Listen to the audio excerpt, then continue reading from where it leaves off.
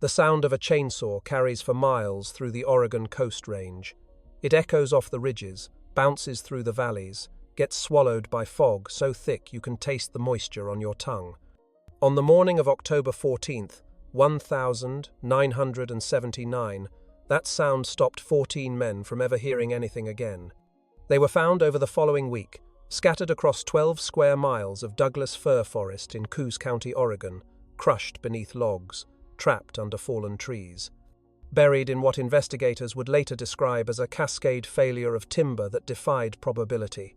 14 experienced loggers, all adults, all working for the same company, all dead within 72 hours of each other. The Oregon State Police called it the worst series of industrial accidents in Pacific Northwest history. The insurance investigators called it statistically impossible. The FBI called it what it actually was: mass murder disguised as misfortune. The men responsible were not criminals. They were not gangsters or drug runners or desperate outlaws. They were Eric Nordstrom, 54 years old, and his 4 sons, third-generation loggers, Korean War veteran, pillars of their community. Men who had pulled injured co-workers from beneath fallen timber, who had donated money to rebuild the Lutheran Church after the fire of 1971, who had never received so much as a parking ticket in their combined 160 years of life. The reason they killed 14 men was not drugs, not territory, not revenge for some ancient blood feud passed down through generations. It was trees. 200 old-growth Douglas firs cut from land the Nordstrom family had owned since 1894, trees that had been growing since before the American Revolution. Trees that represented everything Eric Nordstrom's grandfather had crossed an ocean to build. Trees that a corporation based 3,000 miles away decided belonged to them because of a survey error that may or may not have been an error at all. If you want to understand how a man who spent his whole life building things could spend 3 days tearing lives apart, you have to understand what those trees meant. You have to understand what was happening to timber country in the autumn of 1979. You have to understand the difference between what the law calls justice and what men who have been pushed past breaking call survival. This story contains violence. It contains language and situations that reflect the harsh reality of that time and place. But it is a story worth hearing because the questions it raises have no easy answers. Questions about honor, about legacy, about what happens when the systems meant to protect ordinary people fail them completely, and about how far any of us might go if everything we loved was being taken from us piece by piece, and nobody with power seemed to care. Elk Creek, Oregon sits 40 miles south of Coos Bay on a 2-lane road that winds through some of the densest forest left on the Pacific coast. In October of 1979, the population was 1,100 souls. Mill workers and loggers mostly, their wives and children, a handful of shop owners and a preacher and a sheriff who covered 3 towns and had never once drawn his service weapon in the line of duty. The trees surrounding Elk Creek were not ordinary trees. Douglas firs in the Coast Range grow taller than anywhere else on Earth.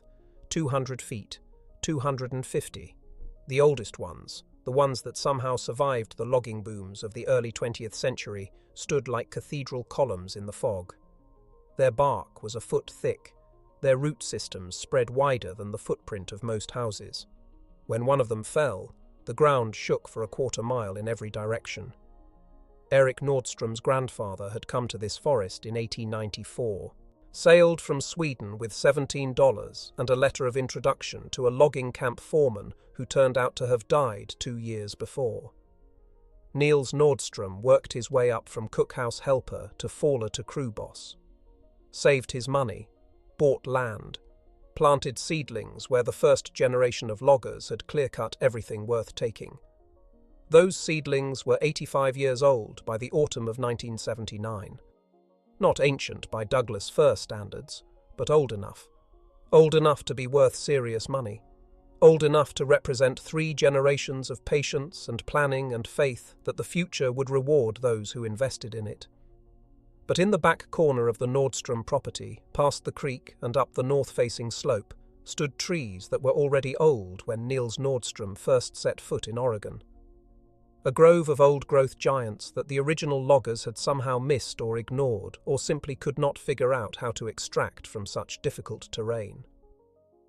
Niels had walked into that grove in 1896 and decided then and there that as long as his family owned this land, those trees would never fall. His grandson, Eric, had inherited that promise along with the property, had made his own sons swear to uphold it, had turned down offers from timber companies that would have made him wealthy by Elk Creek standards. And then, on the morning of October 2nd, 1979, Eric Nordstrom walked into that grove and found men with chainsaws cutting down trees his great-grandfather had sworn to protect. What happened next would leave 14 men dead, 10 men imprisoned, and an entire community asking questions that 85 years later still have no satisfying answers. But to understand how ordinary men became capable of extraordinary violence, we have to go back further. Back to the spring of 1979, when the timber industry was already dying and nobody in Elk Creek wanted to admit it. Back to a time when a man's word still meant something in these mountains, and when breaking that word carried consequences that no courtroom could match. Coos County in 1979 sprawled across nearly 2,000 square miles of the most rugged terrain on the American West Coast.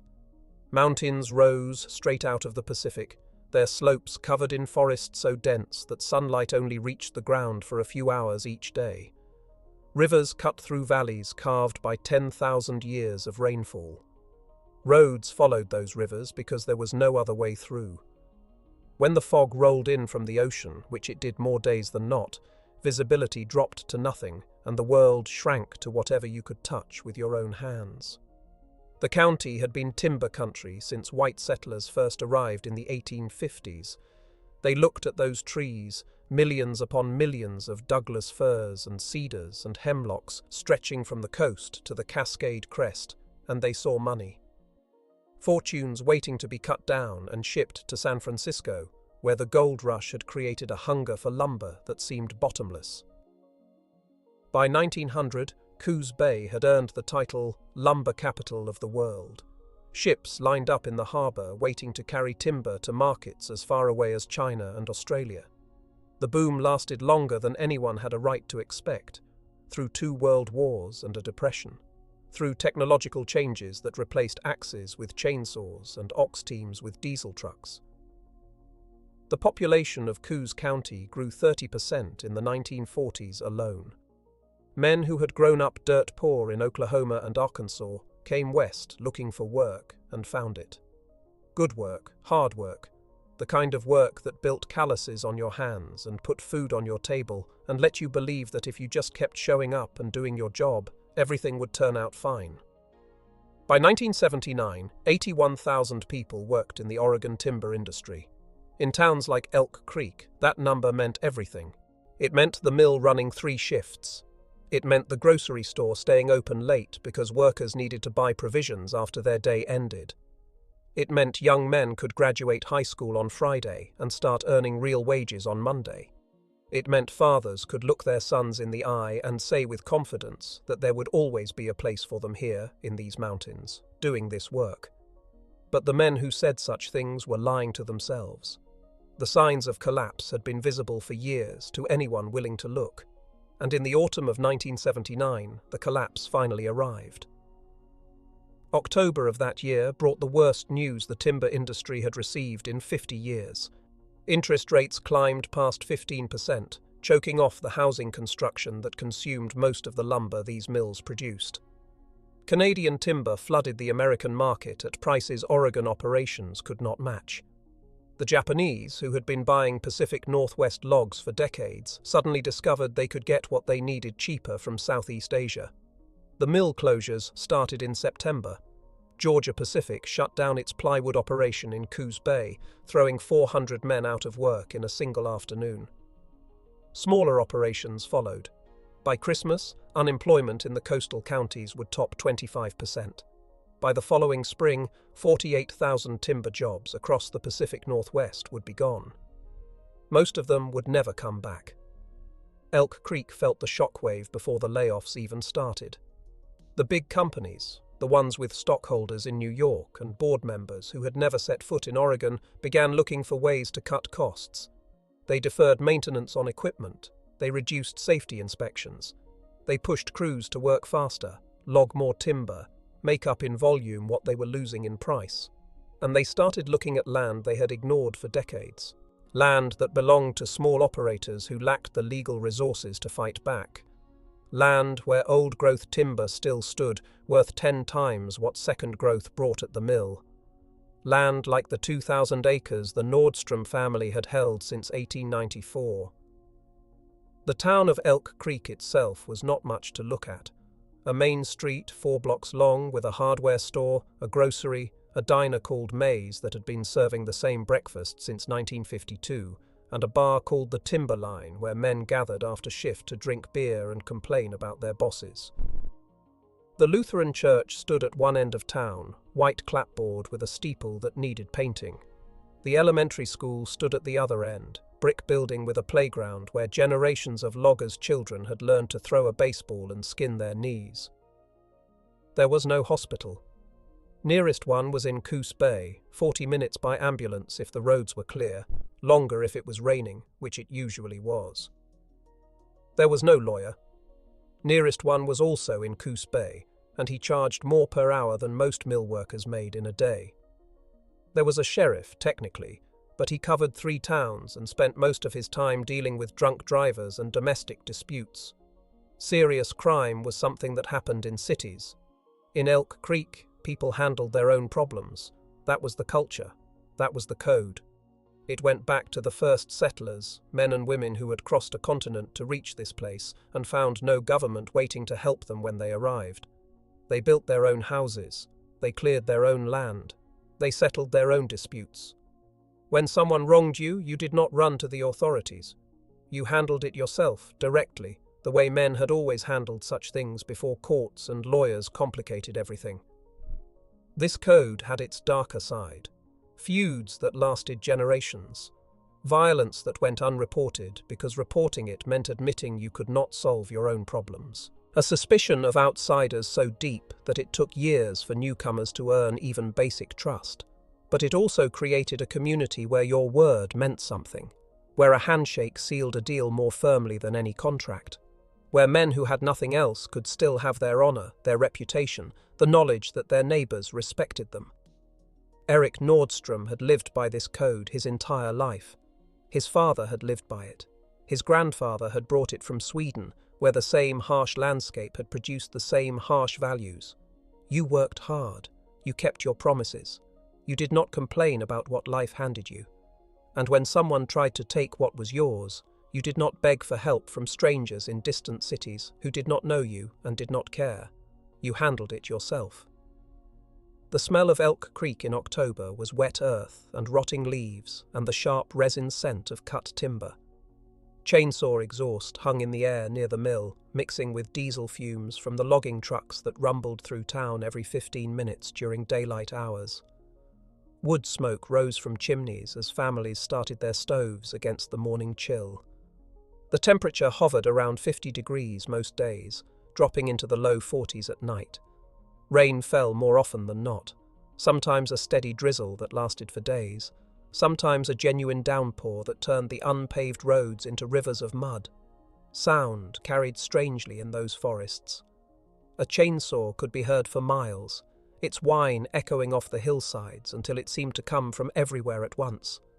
When the mills were running, the scream of the head saw formed a constant backdrop to daily life, so familiar that long-time residents stopped noticing it entirely. They only noticed when it stopped, when the silence meant something had gone wrong. In late September of 1979, a different sound began reaching Elk Creek. The sound of saws coming from the north slope of Nordstrom land. The sound of trees falling where no trees should have been falling. The sound of a corporation 3,000 miles away deciding that 85 years of family ownership meant nothing compared to their quarterly earnings report. The sound of everything Eric Nordstrom had spent his life protecting being torn apart while he watched. Eric Nordstrom stood 6 feet 1 inch tall, though he no longer carried himself at full height. 32 years of logging had curved his spine forward, compressed the discs between his vertebrae, left him with a permanent stoop that made him look shorter than he was. His shoulders remained broad, thick with muscle that had not softened despite his age. His arms were roped with veins that stood out when he gripped an axe handle or a steering wheel. His hands told the story of his life more clearly than any words could. Those hands were enormous. Palms wide as dinner plates, fingers thick as sausages, knuckles swollen and misshapen from breaks that had healed without proper setting. The left index finger was missing its top joint, taken by a snapped cable in 1961. The right hand bore a scar that ran from the base of the thumb across the palm to the opposite edge, souvenir of a chainsaw that kicked back in 1967. Calluses covered every surface that regularly touched tool handles. The skin was permanently stained, ground in dirt and oil and tree sap that no amount of scrubbing could remove. His face had the weathered quality of old leather left out in the elements. Deep lines bracketed his mouth and fanned out from the corners of his eyes. His nose had been broken twice and sat slightly crooked above a jaw that jutted forward when he was angry, which happened more often as the years accumulated. His hair had gone grey early, starting in his 30s, and by 54 it was the colour of wood ash. He kept it cut short because long hair was a hazard around machinery. His eyes were pale blue, the colour of winter sky, and they held a directness that made some men uncomfortable. When Eric Nordstrom looked at you, he looked straight through whatever mask you were wearing. A scar ran along his right forearm from elbow to wrist. He had earned it in Korea, winter of 1951, when a Chinese soldier caught him with a bayonet during a night assault near the Chosan Reservoir. Eric had killed the man with his entrenching tool and kept fighting until dawn. The army gave him a Bronze Star for that night. He kept it in a drawer with his discharge papers and never spoke of it unless someone asked directly. Even then, he kept the details sparse. War was not something a man bragged about. It was something a man survived and then spent the rest of his life trying to forget. Korea had taught him things that logging reinforced: patience, discipline, the understanding that panic kills faster than any enemy, the knowledge that sometimes survival requires doing things that would seem monstrous to people who have never faced real danger. He had watched men die in that frozen country, good men, friends. He had learned that death came for everyone eventually, and that the only thing a man could control was how he faced it. Every morning, Eric woke at 5. This had not changed in 40 years. His body no longer required an alarm clock. Some internal mechanism simply switched on at that hour, pulling him from sleep with the reliability of a factory whistle. He would lie still for a moment, listening to his wife breathe beside him, feeling the ache in his joints that had become as familiar as his own heartbeat. Then he would rise, dress in the darkness, and walk downstairs to start the coffee. The kitchen was his domain in those early hours. He would fill the percolator, set it on the stove, and sit at the table while he waited for it to finish. The table was oak, built by his father in 1936, its surface marked by decades of use. Rings from coffee cups, scratches from pocket knives, a burn mark from a cigarette left unattended in 1954. Eric would run his fingers over these imperfections while the coffee brewed, reading the history of his family in the damaged wood. By 5:30, he would be on the porch with his first cup, watching the darkness thin toward dawn. This was his time for thinking, for planning the day ahead, for remembering the days behind. He would smoke one cigarette, rolled from a pouch of tobacco he kept in his shirt pocket, and he would let his mind wander where it needed to go. Sometimes it went to Korea. Sometimes to his father, dead now 15 years. Sometimes to his sons, sleeping in their own houses scattered around Elk Creek, and to the grandchildren who were just beginning to understand what their family had built here. By 6, he would be in his truck, driving the logging roads to check on whatever operation was running that week. He knew every inch of those roads, knew where the mud got deep in wet weather, knew where the grades were steep enough to test a loaded truck. knew where the blind curves required a man to lay on his horn to warn anyone coming the other direction. He had driven these roads for 32 years, first as a choker setter fresh out of the army, then as a faller, then as a crew boss, and finally as the owner of 2,000 acres of timber that represented everything his family had worked to build. Ingrid Nordstrom was 52 years old and had been married to Erik for 31 years. She was a small woman, barely 5'3", with hands as work-worn as her husband's, though from different labor. She had raised 4 sons in this house, had cooked 10,000 meals, had washed 10,000 loads of laundry, had kept the books for the family operation since 1962, when it became clear that Erik's skills lay in the woods rather than in the office. She had been born Ingrid Lindqvist, daughter of a commercial fisherman who worked out of Astoria. Her family had come from Norway 2 generations back, and she still remembered fragments of the language from her grandmother's kitchen. She met Erik at a dance in Coos Bay in 1947 when he was home on leave before shipping out to Korea. They wrote letters for 2 years while he was overseas. She was waiting on the dock when his ship came home. Their marriage was not romantic in the way that movies portrayed romance. There were no grand gestures, no dramatic declarations. What they had instead was partnership. Mutual respect forged over 3 decades of shared struggle, the knowledge that each would stand beside the other regardless of what came. Ingrid understood her husband in ways that he did not understand himself.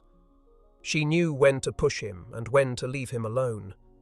She knew that the silences that sometimes stretched between them were not absence of love, but rather the presence of a connection too deep for words. She also knew that something had changed in him since September. Since the day he came home from the North Slope with a look on his face she had not seen since Korea. A coldness in those pale blue eyes that frightened her more than she wanted to admit. Lars Nordstrom was the oldest son, 31 years old, married, father of 2 girls aged 6 and 4. He had his father's build, the same broad shoulders and thick arms, but his temperament was gentler. He laughed more easily. He stopped to help strangers whose trucks had broken down on the logging roads. He coached the youth baseball team in summer and never raised his voice even when the boys made the same mistakes over and over. But Lars had also served in Vietnam. 2 tours with the Marines, 1968 and 1969. He came home with a bronze star of his own and a 1,000-yard stare that took years to fade. He never spoke of what he had seen or done. His wife, Sarah, had learned not to ask. She had learned to wake him gently when the nightmares came, to speak softly until his eyes focused and he remembered where he was. She had learned that some wounds never fully healed, that the best you could hope for was to build a life around them. Lars worked alongside his father in the family operation. He was the steady one, the son Erik trusted to handle problems without supervision. When Erik eventually stepped back, Lars would take over. Everyone understood this. Everyone accepted it. The only question was whether there would be anything left to take over by the time that day arrived. Sven was 28, unmarried, though he had been seeing a woman from Coos Bay for nearly a year. He was the tallest of the brothers at 6'3", but also the leanest. Where Lars was built like a bull, Sven was built like a greyhound. Quick and agile, better suited to climbing than to lifting.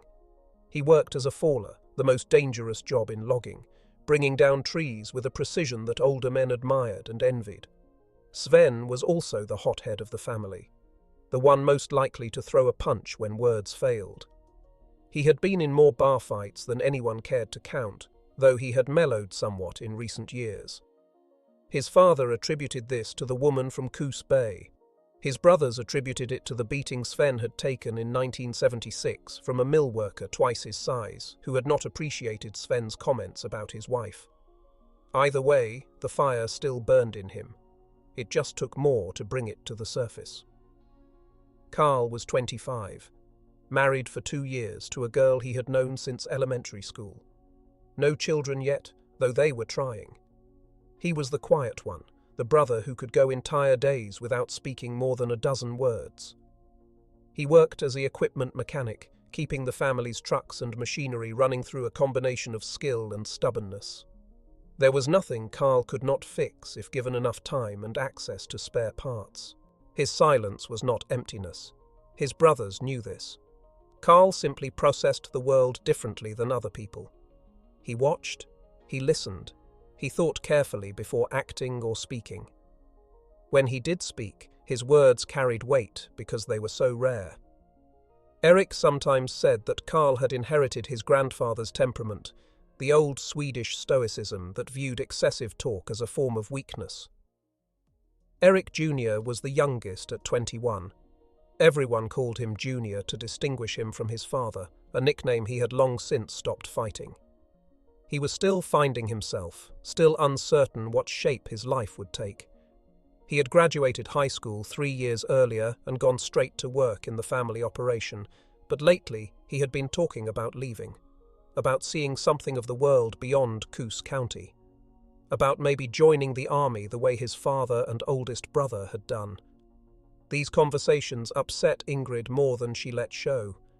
She had already sent one son to war. She had already spent years wondering if the next knock on the door would be officers in dress uniforms bringing news no mother wanted to hear. The thought of going through that again, even in peacetime, made her stomach clench. But she also understood that young men needed to find their own paths, that holding them too tightly only made them pull away harder. Junior was the most like his mother in temperament, sensitive in ways his brothers were not. He noticed things they missed, the way a person's expression shifted when certain topics came up, the tension in a room that others seemed oblivious to. He felt things deeply, perhaps too deeply for the work he was born into. Logging required a certain hardness that Junior was still developing. His father worried about this sometimes, worried that the boy was too soft for the life that awaited him. What Eric did not understand was that this sensitivity would be both Junior's greatest strength and his heaviest burden in the days ahead. That the boy who noticed everything would be unable to stop noticing long after the rest of them had found ways to forget. The Nordstrom family gathered for dinner every Sunday at Eric and Ingrid's house. This tradition had continued unbroken for 20 years, through births and marriages and the ordinary crises of family life. Ingrid would cook enough food for twice the number of people present. Roast beef or pork or chicken, depending on what was available. Potatoes in some form, usually mashed. Vegetables from the garden she maintained behind the house. Pie for dessert, apple or berry depending on the season. The men would eat until they could not eat anymore, then sit around the table drinking coffee while the women cleaned up. Conversation ranged from work to weather to local gossip to whatever was happening in the wider world. Politics occasionally, though Eric discouraged it. He had seen too many families torn apart by arguments over things none of them could control. Better to focus on what was in front of you, better to solve the problems you could actually solve. On the last Sunday of September 1979, the conversation turned to the layoffs at Georgia Pacific. 400 men out of work in a single day. Families scrambling to figure out how they would make rent, buy groceries, keep the lights on. The ripple effects were already reaching Elk Creek. The diner had cut back to 2 waitresses. The hardware store had stopped ordering inventory it was not sure it could sell. Eric listened to his sons discuss these things and felt the weight of what he had not yet told them pressing against his chest. Felt the words he would have to say eventually gathering like storm clouds on the horizon. Felt the future narrowing toward a point from which there would be no return. He looked around the table at his family, at Ingrid, who had stood beside him for 31 years, at Lars, who would carry the family forward when Eric was gone, at Sven, whose fire could be channeled if given proper direction, at Carl, whose quiet strength anchored them all, at Junior, whose sensitivity might yet prove to be exactly what they needed. He looked at them and understood that what he was about to put in motion would change everything, would transform them into something they had never been, would ask of them things that no father should ask of his sons. But he also understood that some things mattered more than safety, more than comfort, more than the ordinary life they had built here in these mountains over 3 generations. Some things were worth any price, and the men who were cutting down his grandfather's trees were about to learn exactly how high that price could go. 14 miles north of Elk Creek, a logging camp had been established on land that did not belong to the men who occupied it. The camp consisted of 3 trailers arranged in a rough triangle, a portable generator, and a fuel depot for the equipment that worked the surrounding forest from dawn until dark. The sign on the access road read, Pacific Intermountain Timber Corp., though the men who worked there simply called it the company. Dale Hutchins ran the operation. He was 38 years old, a career logging man who had worked his way up from choker setter to crew boss over 15 years of hard labor. He was not a bad man. He was not even a particularly ambitious man. He was simply a man with a job to do, a paycheck to earn, and a family back in Medford who depended on that paycheck to survive. Dale had a wife named Carol and 3 children, a daughter in high school who wanted to go to college, something no one in either of their families had ever done. A son in middle school who played football and dreamed of making the varsity team. A younger daughter in elementary school who still believed her father could fix anything, solve any problem, make any bad thing go away. He worked for Pacific Intermountain because they offered steady pay at a time when steady pay was becoming rare. He did not ask too many questions about where the timber rights came from or how the surveys had been conducted. That was above his pay grade. His job was to get logs to the mill. His job was to meet quotas and stay on schedule and keep his crew safe.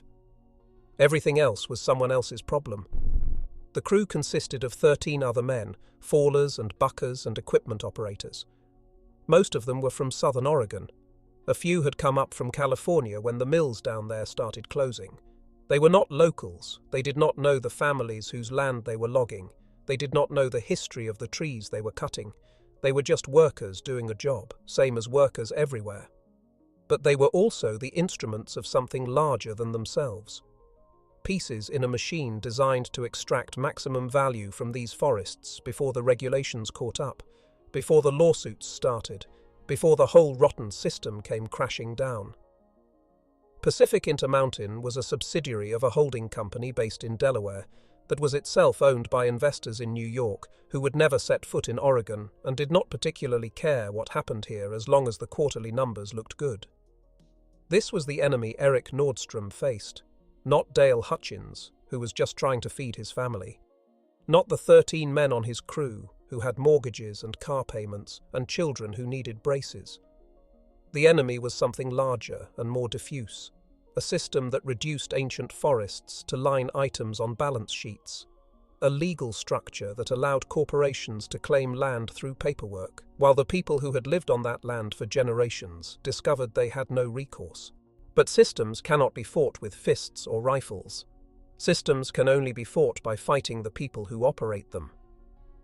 And in October of 1979, the people operating this particular system were 14 men in a camp on the north slope of Nordstrom land, cutting down trees that had been growing since George Washington was a boy.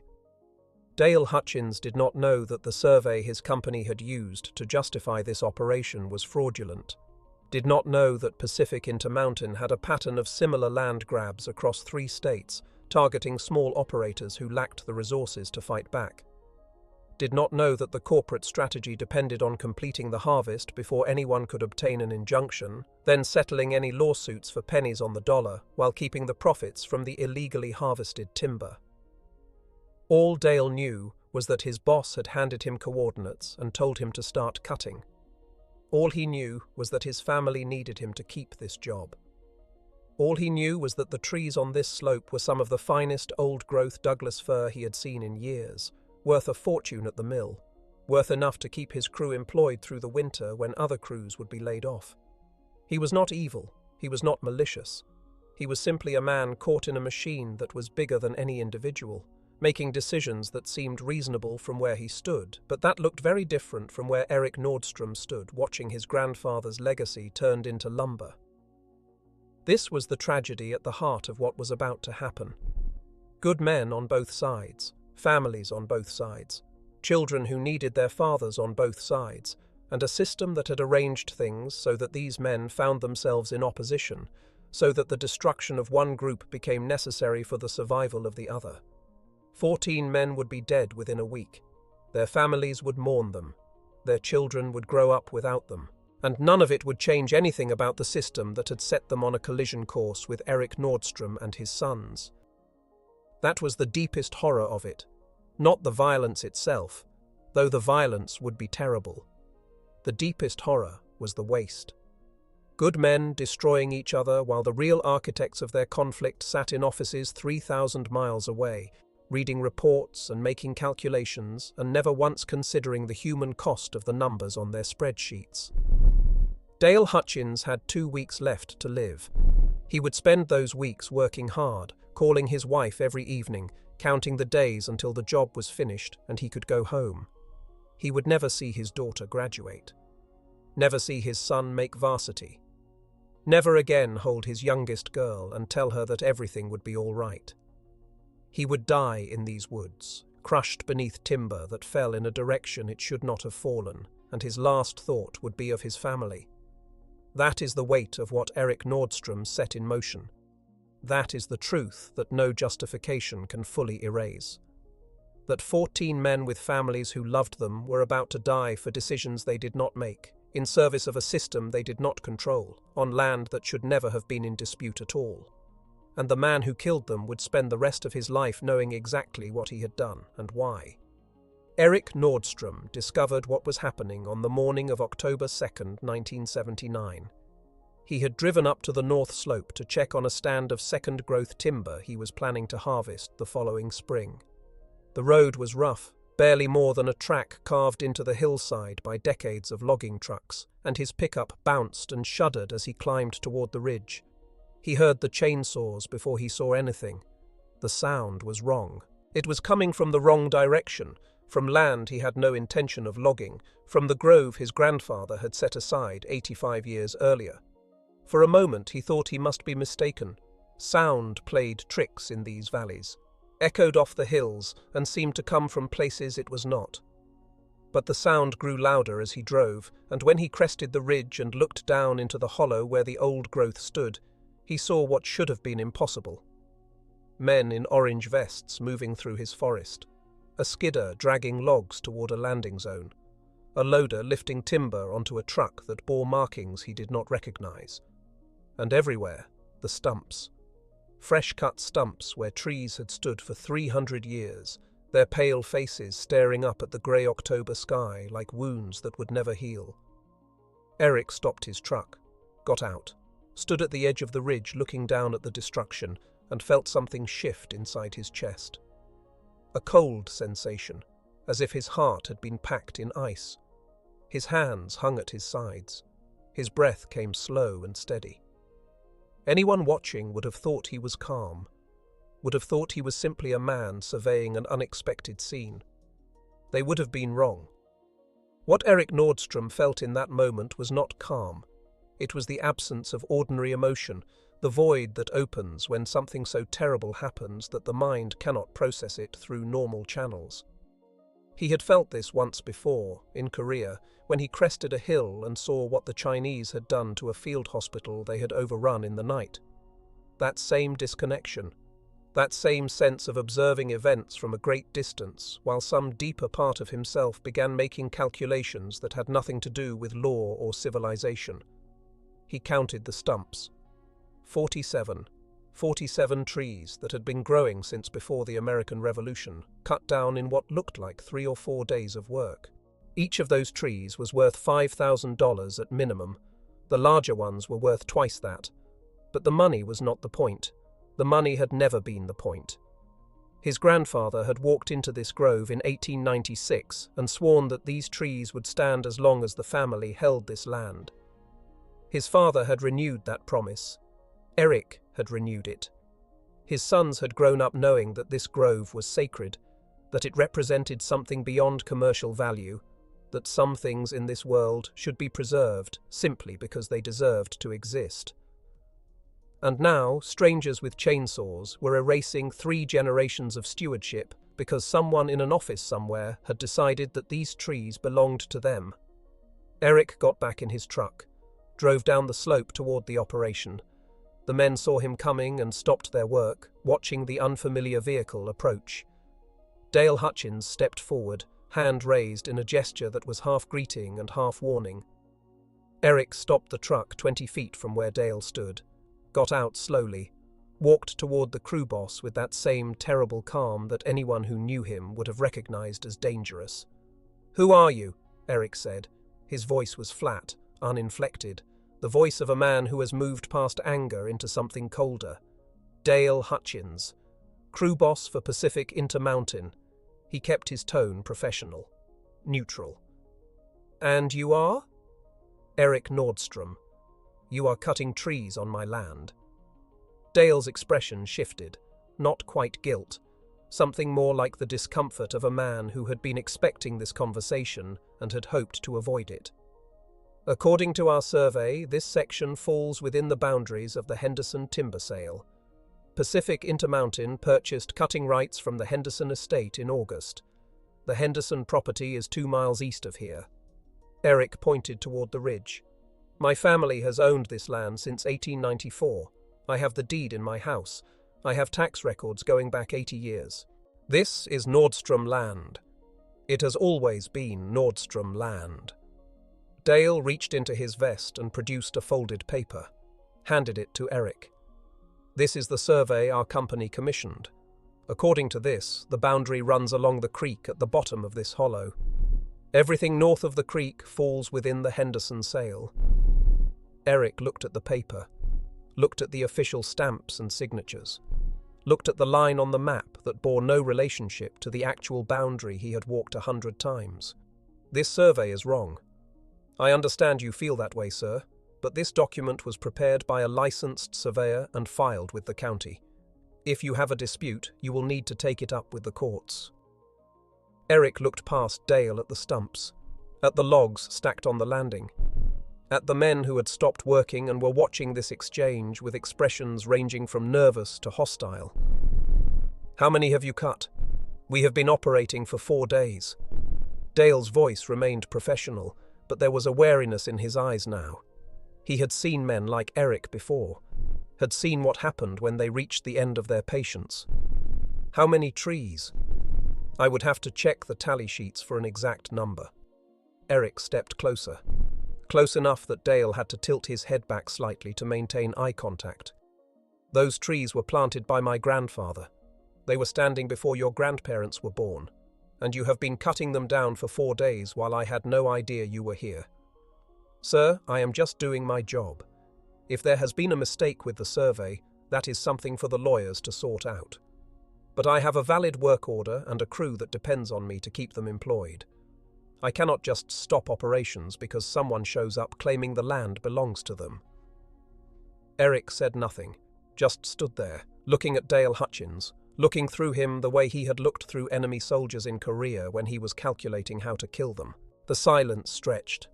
Dale shifted his weight. The crew behind him murmured among themselves. Finally, Eric spoke. "You have until sundown to get your equipment off my property. If you are still here tomorrow morning, there will be consequences." "Sir, I cannot do that. I have contracts. I have obligations. If you want us to stop, you will need to get a court order."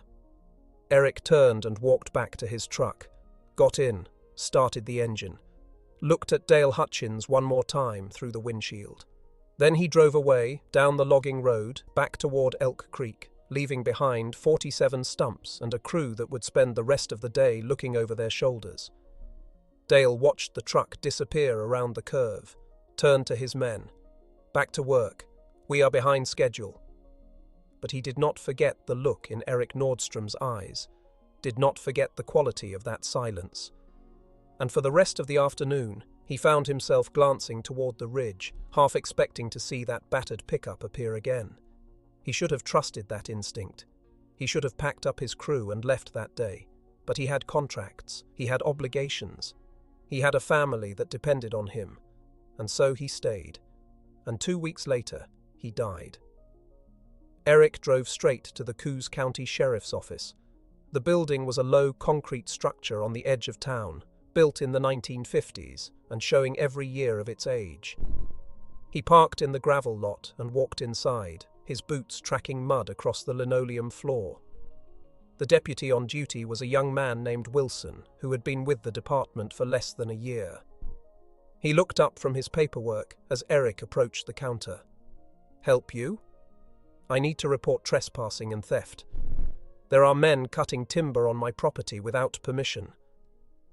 Wilson pulled out a form, started taking notes as Eric explained the situation. The deputy's pen moved slowly across the paper. His expression remained neutral, but something in his posture suggested that he already knew how this was going to end. When Eric finished, Wilson set down his pen. "Mr. Nordstrom, what you are describing sounds like a civil matter, a boundary dispute. It is not a dispute. They are on my land. Cutting my trees, that is theft. Do you have documentation proving the boundary is where you say it is? I have the original deed from 1894. I have tax records. I have walked that boundary line 100 times. Wilson nodded slowly. "And they have a survey from a licensed surveyor saying the boundary is somewhere else. Their survey is fraudulent." "Maybe so. But that is something a court will have to determine." The deputy spread his hands. "I am not qualified to look at two different sets of paperwork and decide which one is correct. That is what judges are for. So you are not going to do anything. Mr. Nordstrom, I sympathize with your situation. I really do. But if I went out there and arrested those men based on your word against their paperwork, I would be opening the county up to a lawsuit we cannot afford." He leaned forward. "My advice? Get yourself a lawyer, get an injunction. If the court says they are trespassing, we will be happy to remove them. But until then, my hands are tied."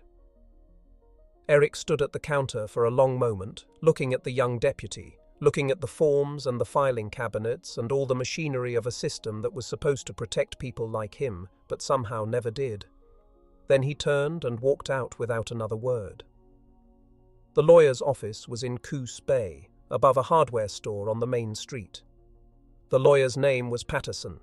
He was 60 years old, had practiced in the area for 3 decades, and had handled enough property disputes to know how they usually ended. He listened to Eric's story, looked at the deed and the tax records Eric had brought, nodded in the places where nodding seemed appropriate. When Eric finished, Patterson leaned back in his chair and steepled his fingers. "You have a strong case, Mr. Nordstrom. The documentation is clear. The survey Pacific Intermountain is using appears to be fraudulent, or at the very least deeply flawed, so we can stop them." Patterson's expression shifted, became something that was not quite sympathy and not quite resignation. "We can try. What does that mean?" "It means that getting an injunction will take time. I would have to file a motion. The court would have to schedule a hearing. Pacific Intermountain would have to be notified and given the opportunity to respond." He spread his hands. "Best case scenario, we are looking at 3 to 4 weeks before a judge even considers your request." 3 to 4 weeks. Eric's voice was flat. "They are cutting 10 trees a day. In 3 weeks there will be nothing left. I understand. But the legal system moves at its own pace. There is nothing I can do to speed that up. What if I went to a federal court? This is timber theft. That is a federal crime." Patterson shook his head. "Federal prosecutors are not going to get involved in what looks like a boundary dispute. They have limited resources. They focus on cases they know they can win." He paused. "And frankly, Pacific Intermountain has better lawyers than either of us. They know how to drag these things out. They have done it before." Eric sat in the leather chair across from Patterson's desk and felt the walls closing in. Felt the system that was supposed to deliver justice revealing itself as a maze with no exit. How much would this cost? The injunction, filing fees, court costs, my hourly rate. Patterson did some mental arithmetic. $5,000 to start, probably $15,000 to $20,000 by the time it is resolved, assuming they do not appeal. If they appeal, you are looking at $50,000 or more. I do not have $50,000. No. Patterson's voice was gentle. "I did not think you did. So what are my options?" The lawyer was quiet for a moment. Then he said something that surprised Eric, something that a lawyer was not supposed to say. "Mr. Nordstrom, Off the record, I have seen this before. Companies like Pacific Intermountain target small landowners because they know you cannot afford to fight back. They come in fast, cut everything worth taking, and by the time you get your day in court, the trees are lumber and the lumber is sold. They settle for pennies on the dollar. Cost of doing business for them. Economic devastation for you. Eric said nothing. Just waited. The system is not designed to help people like you. It is designed to help people who can afford lawyers who charge $300 an hour. People who can wait years for a case to work its way through the courts. Patterson leaned forward. If you want my honest advice, find another way to solve this problem, because the legal system is not going to save your trees. Eric stood, thanked Patterson for his time, paid the $50 consultation fee in cash, walked out of the office and down the stairs and stood on the sidewalk in Coos Bay, watching the traffic pass and thinking about what the lawyer had said. Find another way. He knew what that meant, had known it from the moment he saw those stumps staring up at the sky. The law would not help him. The sheriff would not help him. The courts would not help him. Everything his family had built over 85 years was being torn apart while he watched, and the entire apparatus of civilization was telling him to wait, to be patient, to trust a process that was designed to fail him. Find another way. There was only one other way, and Eric Nordstrom had known how to walk that path since a frozen night in Korea when he had killed a man with an entrenching tool and discovered what he was capable of when everything else was stripped away. The next morning, Eric returned to the North Slope, parked his truck on the ridge, watched the crew below as they continued their work, chainsaws screaming, trees falling, skidders dragging logs toward the landing. He counted the men. 14. He noted their routines. When they started work, when they took breaks, where they parked their vehicles, which trails they used to move between the cutting areas and the camp. He did this for 3 days, watching, learning, making notes in a small book he kept in his shirt pocket. The crew grew accustomed to seeing his truck on the ridge. Some of them waved, mocking or nervous. Dale Hutchins drove up once to tell him he was welcome to watch, but that watching would not change anything. Eric said nothing, just sat in his truck with the engine off, observing everything with the patience of a man who has learned that rushing leads to mistakes. On the 3rd day, he counted the stumps again. 89 now, 42 more trees gone. At this rate, the entire grove would be cleared within 2 weeks. That evening, he called his sons. The kitchen table had witnessed 1,000 family meals, had heard arguments and reconciliations, had supported the weight of elbows and coffee cups and the hands of 4 generations. It had never heard anything like what Eric Nordstrom said on the evening of October 7, 1979. His 4 sons sat around the table. Ingrid stood in the doorway, arms crossed, face unreadable. The coffee had gone cold. Nobody was drinking it anyway. "The sheriff will not help," Eric said. His voice was calm, measured. "The lawyer says it will take months to get an injunction, and even then Pacific Intermountain will appeal. By the time the courts decide anything, the trees will be gone." Lars spoke first. "So we get more lawyers. We make noise. We go to the newspapers. I talk to the newspaper in Coos Bay. They are not interested. Property dispute between a corporation and a local landowner. Not news." Eric shook his head. "Nobody is going to help us. Nobody cares. What about blockading the road?" Sven leaned forward. "We show up with trucks, block their access, make it impossible for them to work. They will call the sheriff. The sheriff will arrest us for interfering with their lawful operations. Remember, they have a survey that says the land is theirs. Until a court rules otherwise, we are the ones who look like trespassers." Silence around the table. Carl, who rarely spoke, looked at his father with an expression that suggested he already understood where this was heading.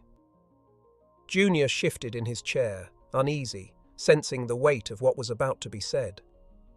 "Those trees were planted by your great-grandfather." Eric's voice did not rise, but something in it tightened. something that made his sons sit up straighter, pay closer attention. He made a promise that as long as this family held that land, those trees would stand. Your grandfather kept that promise, I kept that promise. And now strangers with chainsaws are destroying everything our family has protected for 85 years. He looked around the table, looked at each of his sons in turn.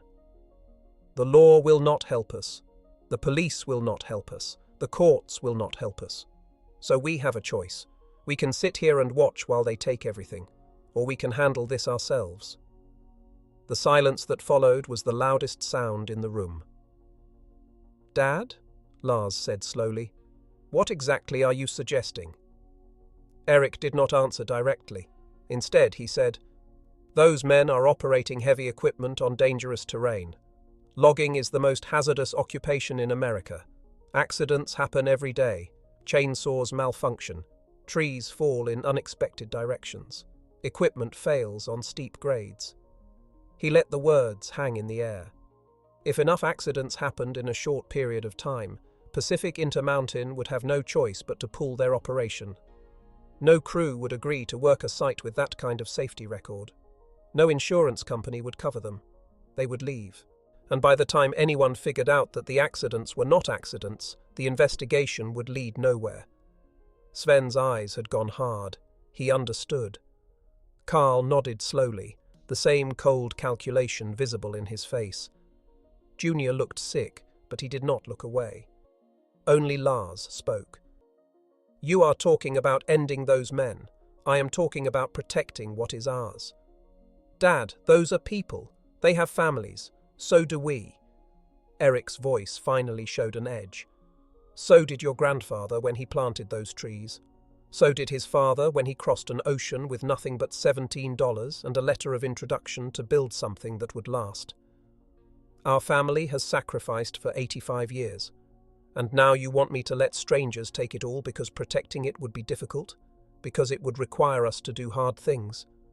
Ingrid stepped forward from the doorway. "Eric." He looked at his wife. "Are you sure?" Her voice was quiet, steady.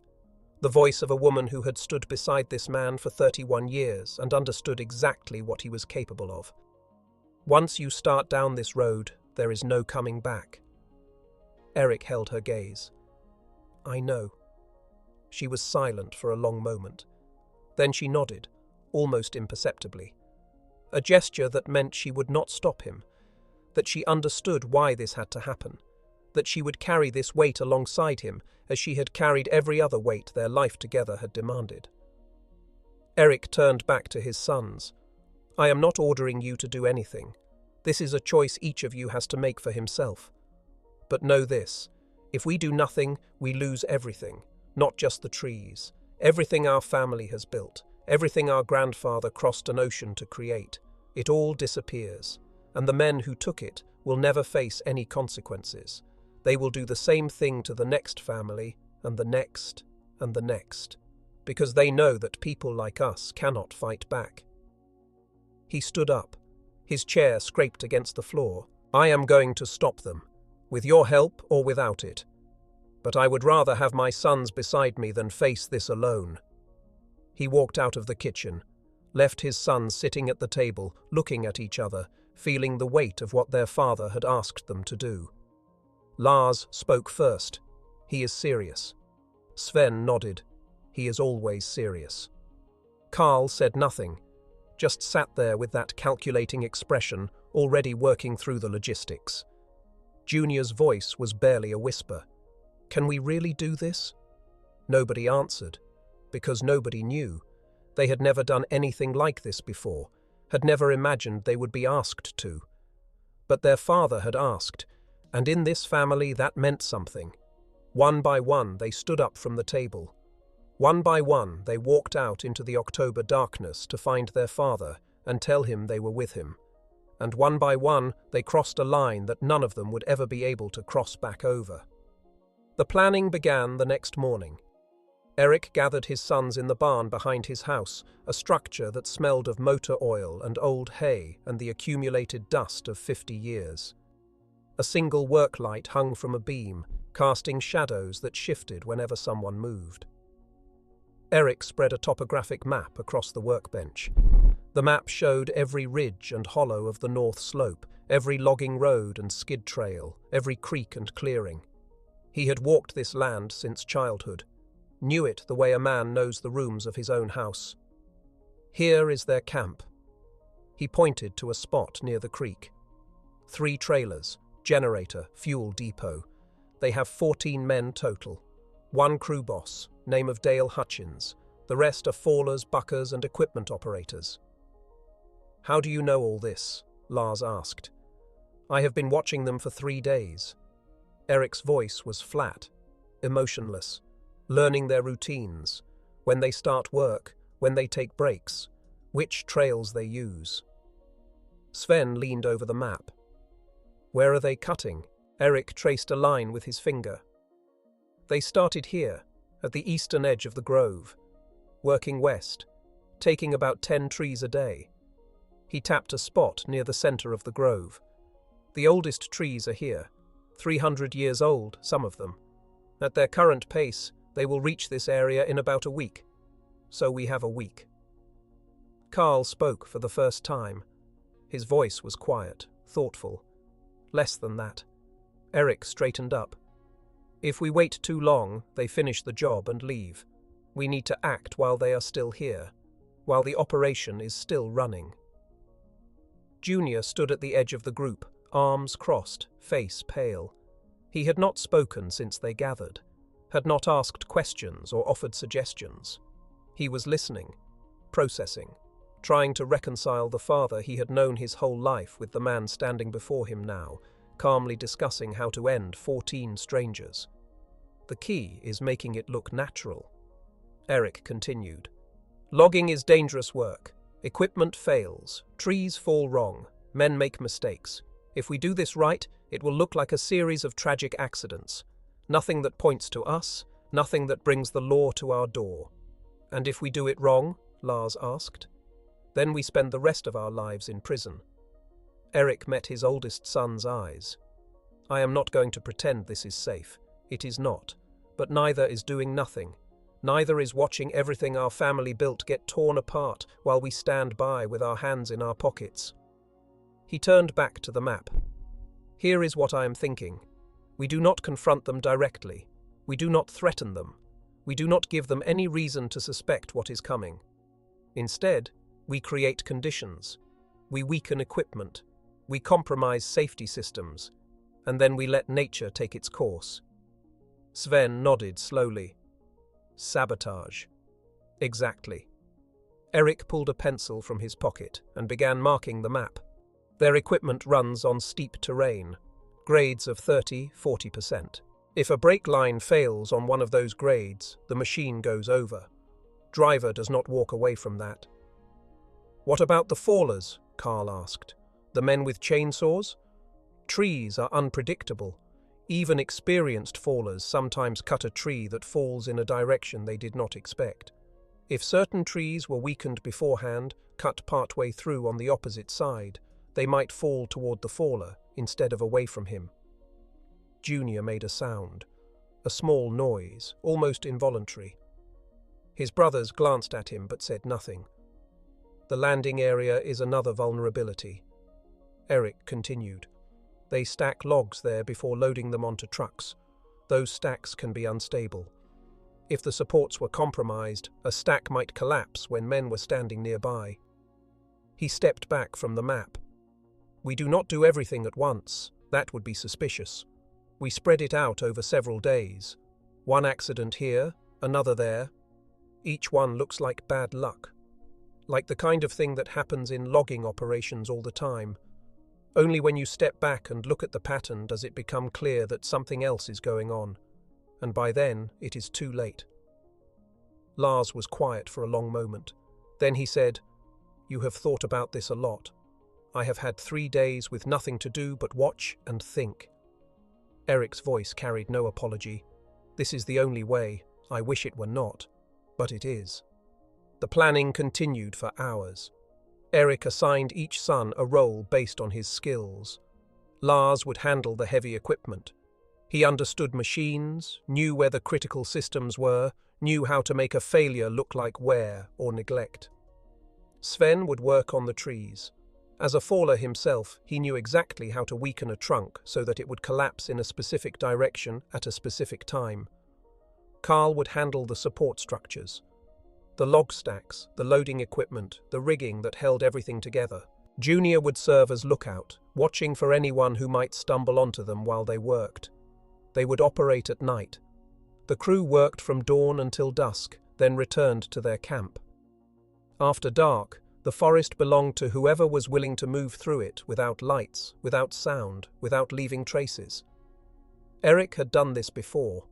Not the killing part, but the moving through darkness. The patience required to stay invisible while surrounded by enemies. Korea had taught him that. Had taught him that a man who was willing to be cold and wet and uncomfortable for hours could go places that seemed impossible. Could do things that seemed impossible. His sons had not been to war, but they had grown up in these woods. Had hunted deer since they were old enough to hold a rifle. Had learned to move quietly, to read the forest, to understand how sound travelled and how light betrayed position. They were not soldiers, but they were not amateurs either. Over the next several days, they gathered what they needed. Not weapons in the traditional sense, tools. A hacksaw for cutting brake lines, a chainsaw with a muffled exhaust for weakening trees, wrenches for loosening bolts, wire cutters for severing cables. Everything they used was ordinary. Everything could be found in any logging operation. Nothing would stand out if investigators came looking. Eric made each of his sons practice. Made them cut brake lines on old equipment in the barn until they could do it in darkness by feel alone. Made them fell trees in the back woodlot, learning exactly how much to cut before a trunk became unstable. Made them study the physics of log stacks, understanding which supports were critical and which were redundant.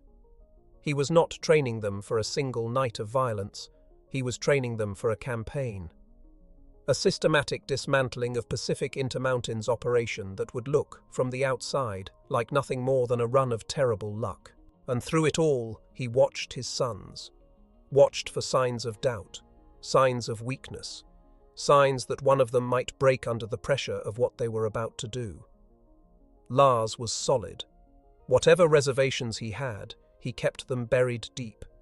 He approached the planning the way he approached every problem, methodically, practically, breaking it down into steps that could be executed without error.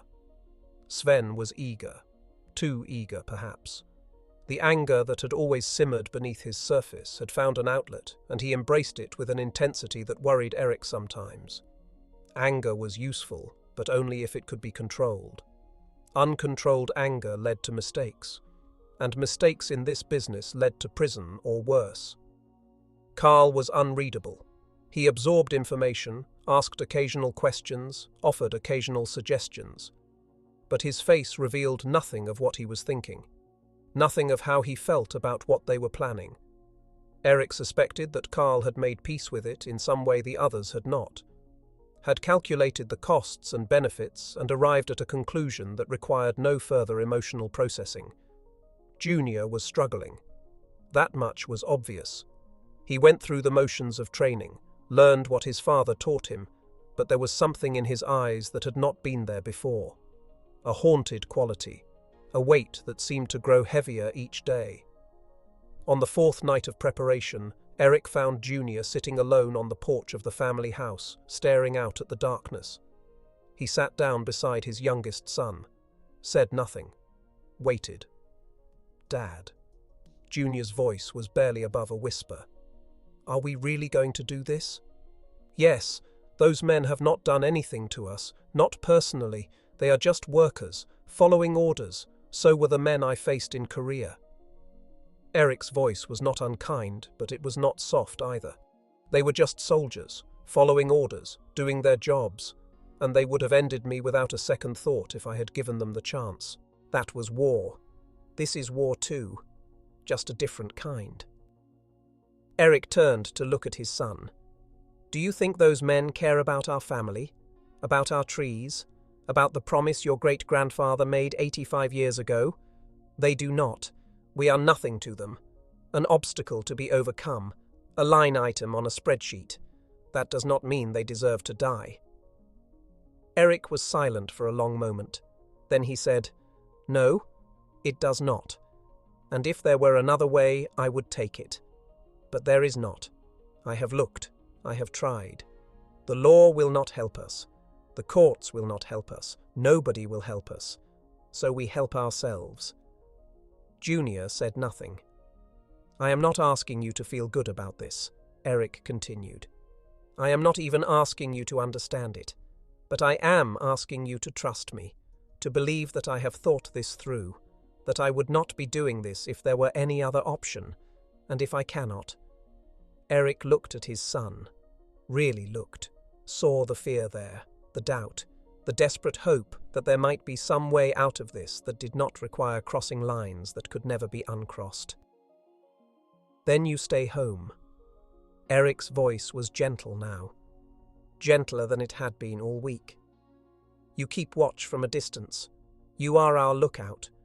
You do not have to do anything else, but I would still be part of it. Yes, you would." Eric stood up. "That is the price of being part of this family. We carry our burdens together, even the ones we wish we did not have to carry." He walked back into the house, leaving Junior alone on the porch with the darkness and his thoughts. The night before they began, Eric could not sleep. He lay in bed beside Ingrid, listening to her breathe, staring at the ceiling, running through the plan in his mind for the 100th time. Everything was ready. His sons knew their roles, the equipment was prepared, the timing was set. Tomorrow night they would begin, and within a week Pacific Intermountain would have no choice but to abandon their operation. But lying there in the darkness, Eric found himself thinking not about logistics, but about consequences. About the men who would die because of what he had set in motion, about their families, their children, the wives who would become widows, the sons and daughters who would grow up without fathers.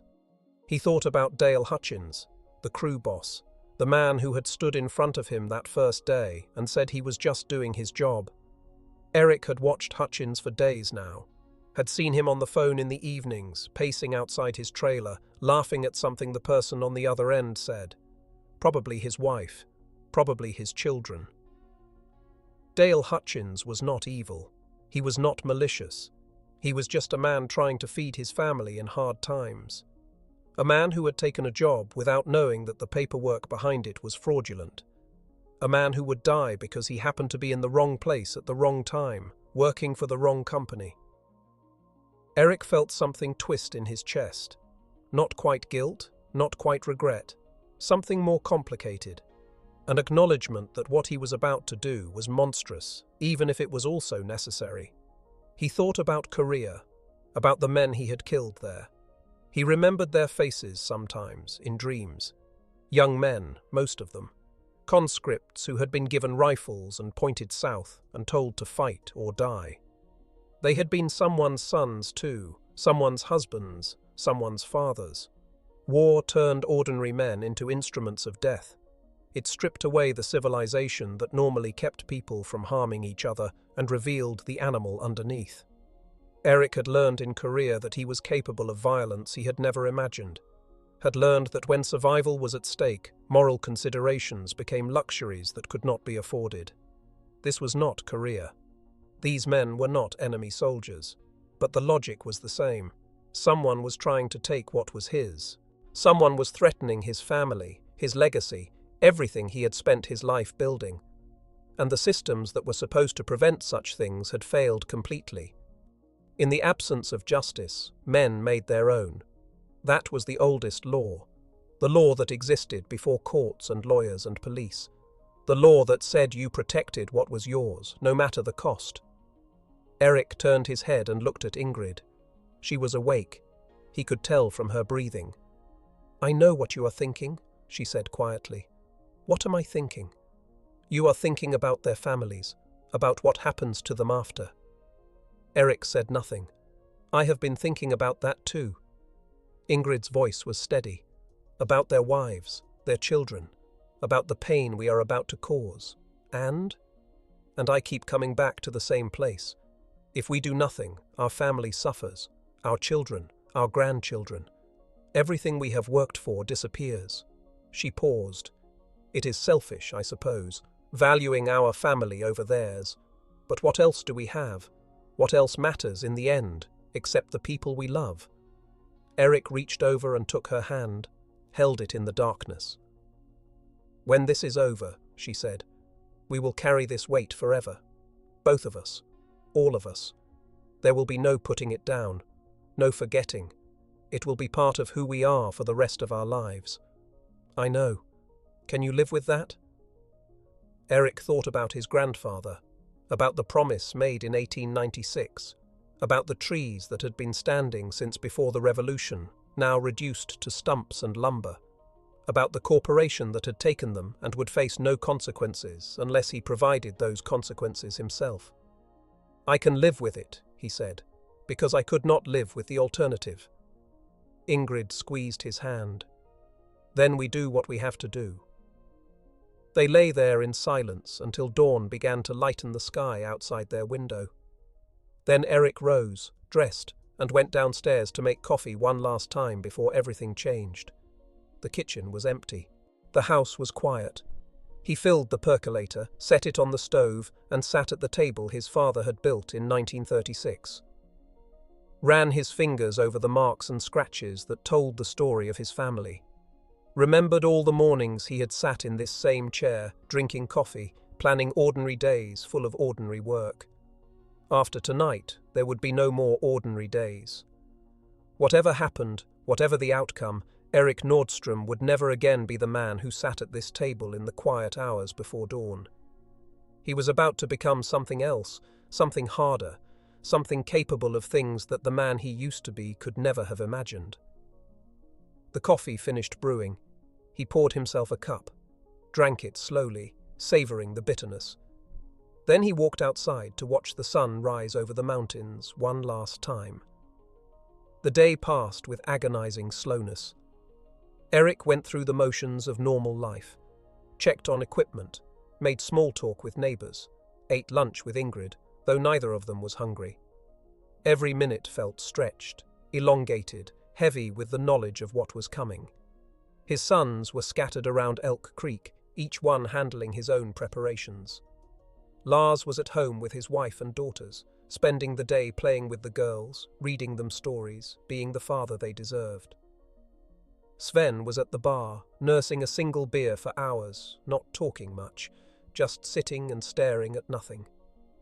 Carl was in his workshop, tinkering with machinery that did not need tinkering, keeping his hands busy while his mind worked through whatever calculations occupied it. Junior was walking in the woods, alone, trying to find some peace before the storm. At 6 p.m, Eric gathered his family for dinner. All 4 sons came, along with Lars's wife, Sarah. Ingrid cooked a meal she did not remember preparing. They ate food they did not taste. Conversation was sparse and awkward. Everyone knew what was happening. No one wanted to acknowledge it directly. After dinner, Sarah took the girls home. She kissed Lars at the door and held him longer than usual. She knew something was wrong, had known for days, but she did not ask questions. In this family, you learned not to ask certain questions. When she was gone, Eric stood up from the table. It is time. The 5 of them walked out into the October darkness. The temperature had dropped into the low 40s. Clouds covered the stars. No moon. Perfect conditions for what they were about to do. They gathered at Eric's truck. He handed out assignments one final time. Lars would take the skidder parked on the upper landing.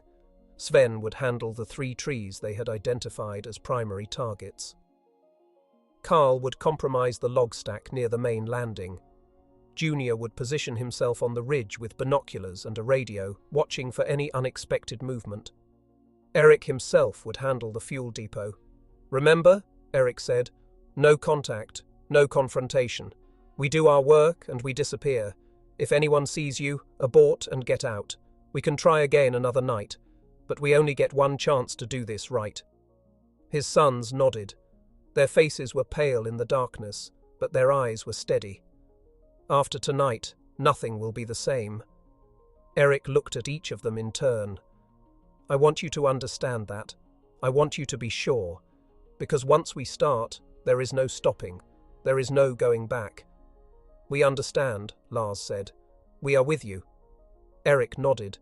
Then let us go. They climbed into their trucks. Engines started. Headlights stayed off.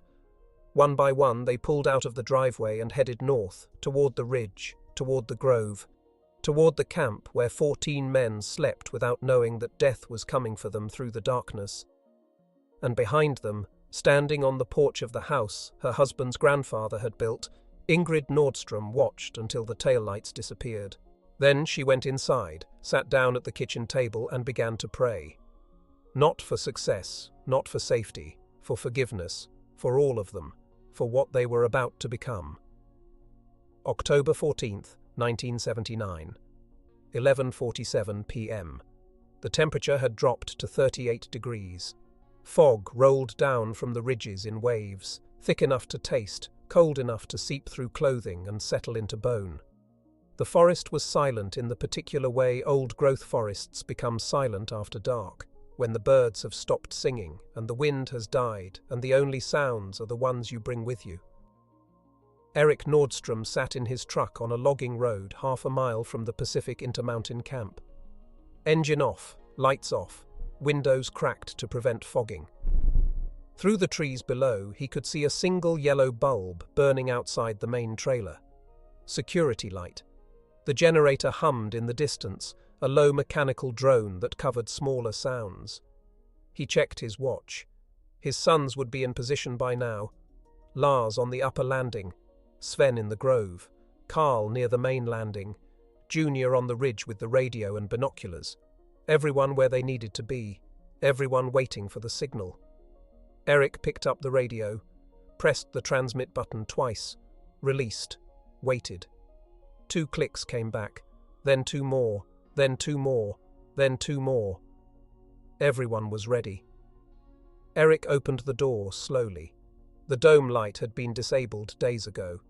He stepped out onto the logging road, boots silent on the packed earth, and began walking toward the camp.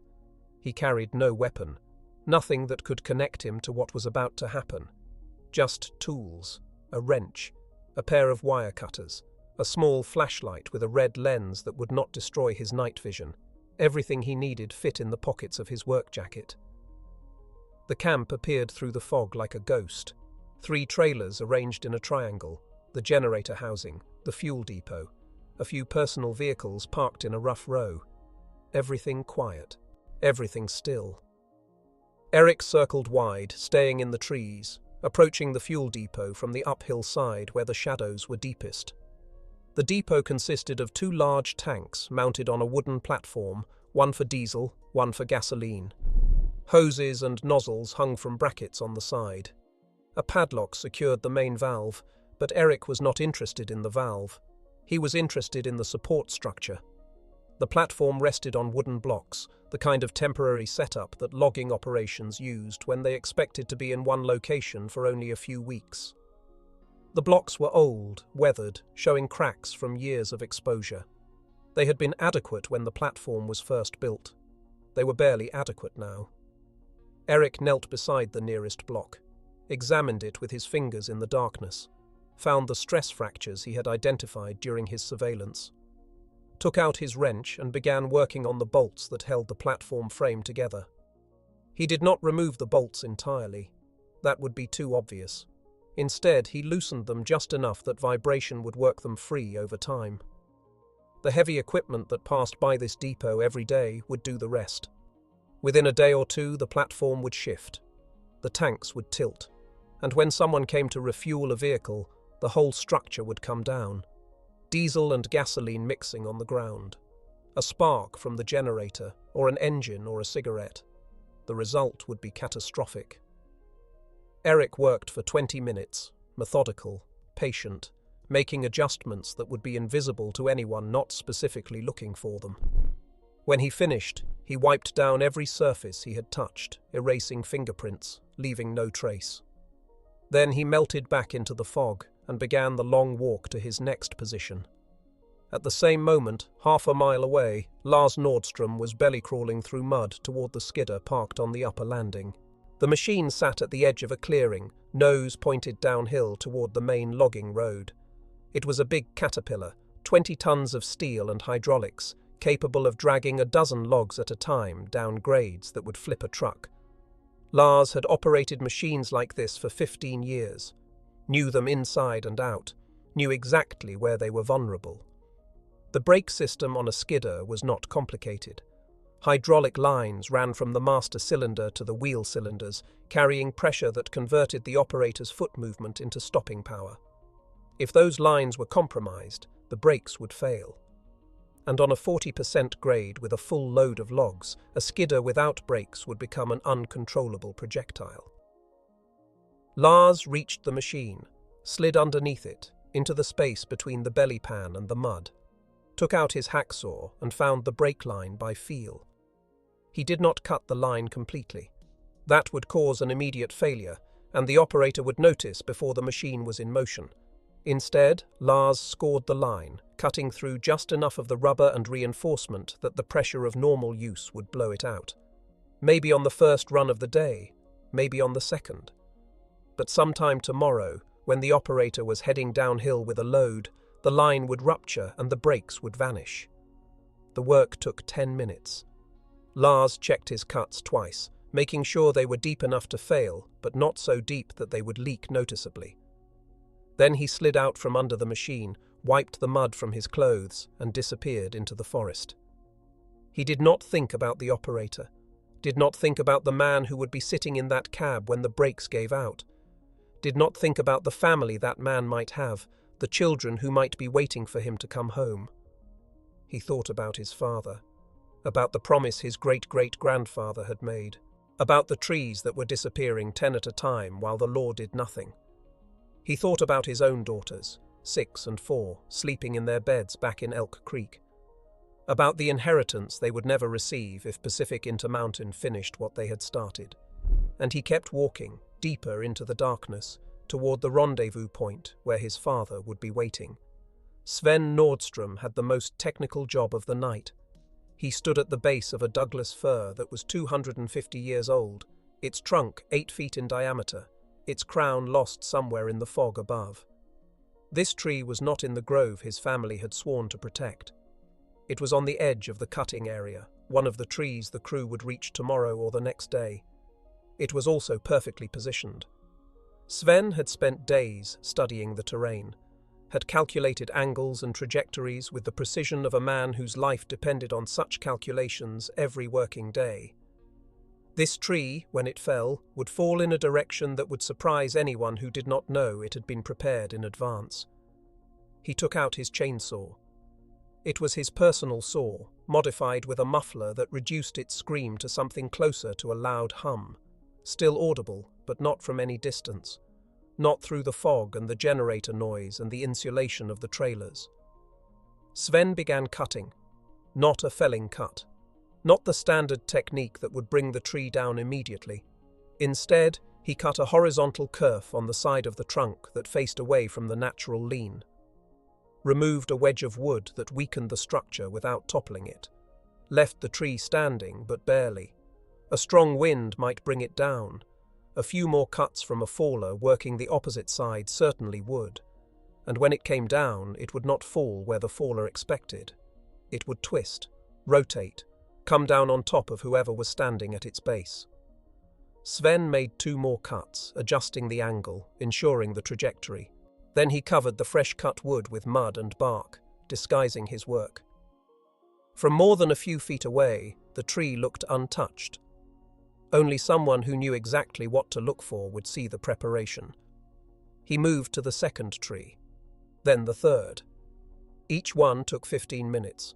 Each one was a trap waiting to be sprung. When he finished, Sven stood in the darkness and looked at what he had done. 3 trees, 3 traps. 3 men who would walk up to these trunks tomorrow or the next day, start their saws, make their cuts, and never understand why the timber fell the wrong way. For a moment, something like doubt flickered through him. These were working men, men like him, men who understood the forest and respected it and risked their lives every day doing one of the most dangerous jobs in America. But then he thought about the stumps, 97 of them now. Ancient trees reduced to circles of pale wood staring up at the sky. His great-great-grandfather's legacy, erased in a matter of days while the courts moved at their glacial pace and the corporations counted their profits. The doubt faded. What replaced it was not anger exactly. It was something colder, more final. The understanding that some things mattered more than individual lives. That sometimes the only way to protect what you loved was to become something you never wanted to be. Sven shouldered his chainsaw and headed for the rendezvous point.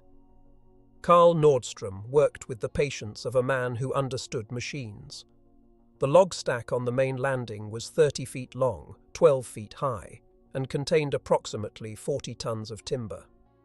The logs were held in place by steel cables anchored to support posts driven into the ground. It was a standard setup, the kind of thing you saw at every logging operation, designed to keep the timber organized until the trucks arrived to haul it away. Carl had studied this stack for days, had identified the support posts that bore the most weight, had calculated what would happen if those posts were compromised.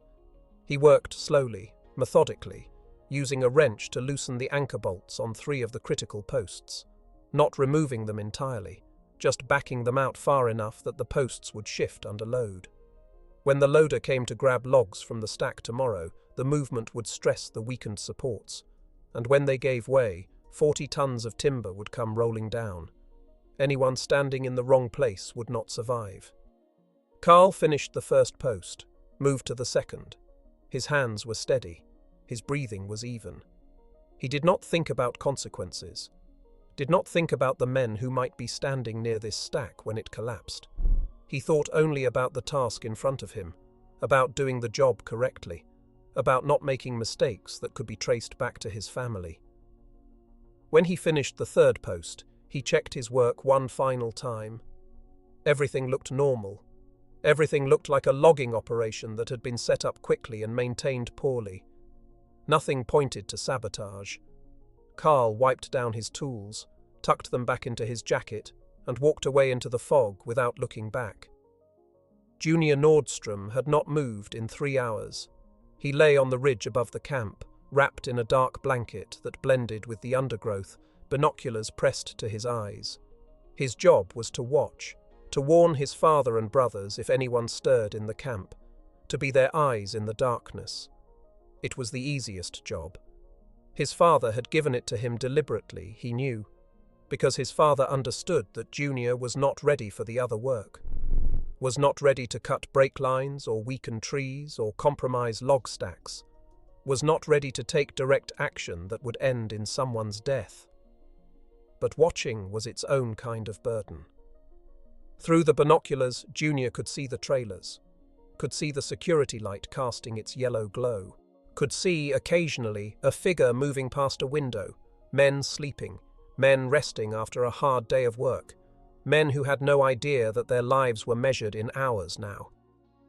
Junior thought about what his father had said, about the law failing them, about the courts being too slow, about there being no other way. He wanted to believe it, wanted to trust his father the way he had trusted him his whole life. But something in his chest kept tightening, kept asking questions he could not answer. What if there was another way?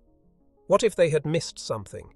What if, years from now, someone discovered an option they had overlooked, a path they could have taken that did not require what they were doing tonight? But it was too late for such questions. His brothers were already in the forest, already doing their work. His father was out there somewhere, loosening bolts, setting traps. The machinery of death was already in motion, and Junior was part of it, even if his only role was to watch.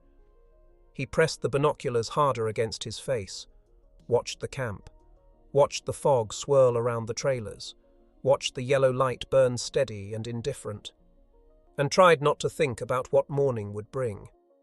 At 2:47 a.m., Eric Nordstrom reached the rendezvous point, a clearing half a mile east of the camp, invisible from any road, surrounded by second-growth timber that provided cover from every direction. Lars was already there, then Carl, then Sven. They materialized out of the darkness one by one, silent shapes that resolved into familiar forms only when they were close enough to touch. No one spoke. They did not need to. Each man nodded to Eric, confirming that his work was done. Eric nodded back. Then they waited for Junior. He arrived 10 minutes later, moving faster than he should have, breathing harder than conditions warranted. His face was pale even in the darkness. "Everyone is asleep," Junior said. "No movement since 11. No one saw anything." Eric studied his youngest son, saw the tremor in his hands, the tightness around his eyes, the look of a man carrying weight he was not sure he could bear. "You did well," Eric said. "We all did. Now we go home. We sleep. Tomorrow, we wait." "Wait for what?" Sven asked.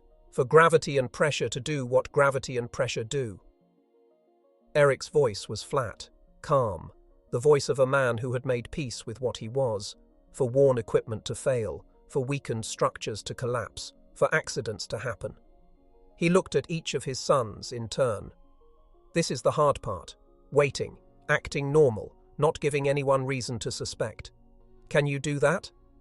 4 nods. 4 faces set in expressions of determination that might have been convincing if Eric had not known his sons so well.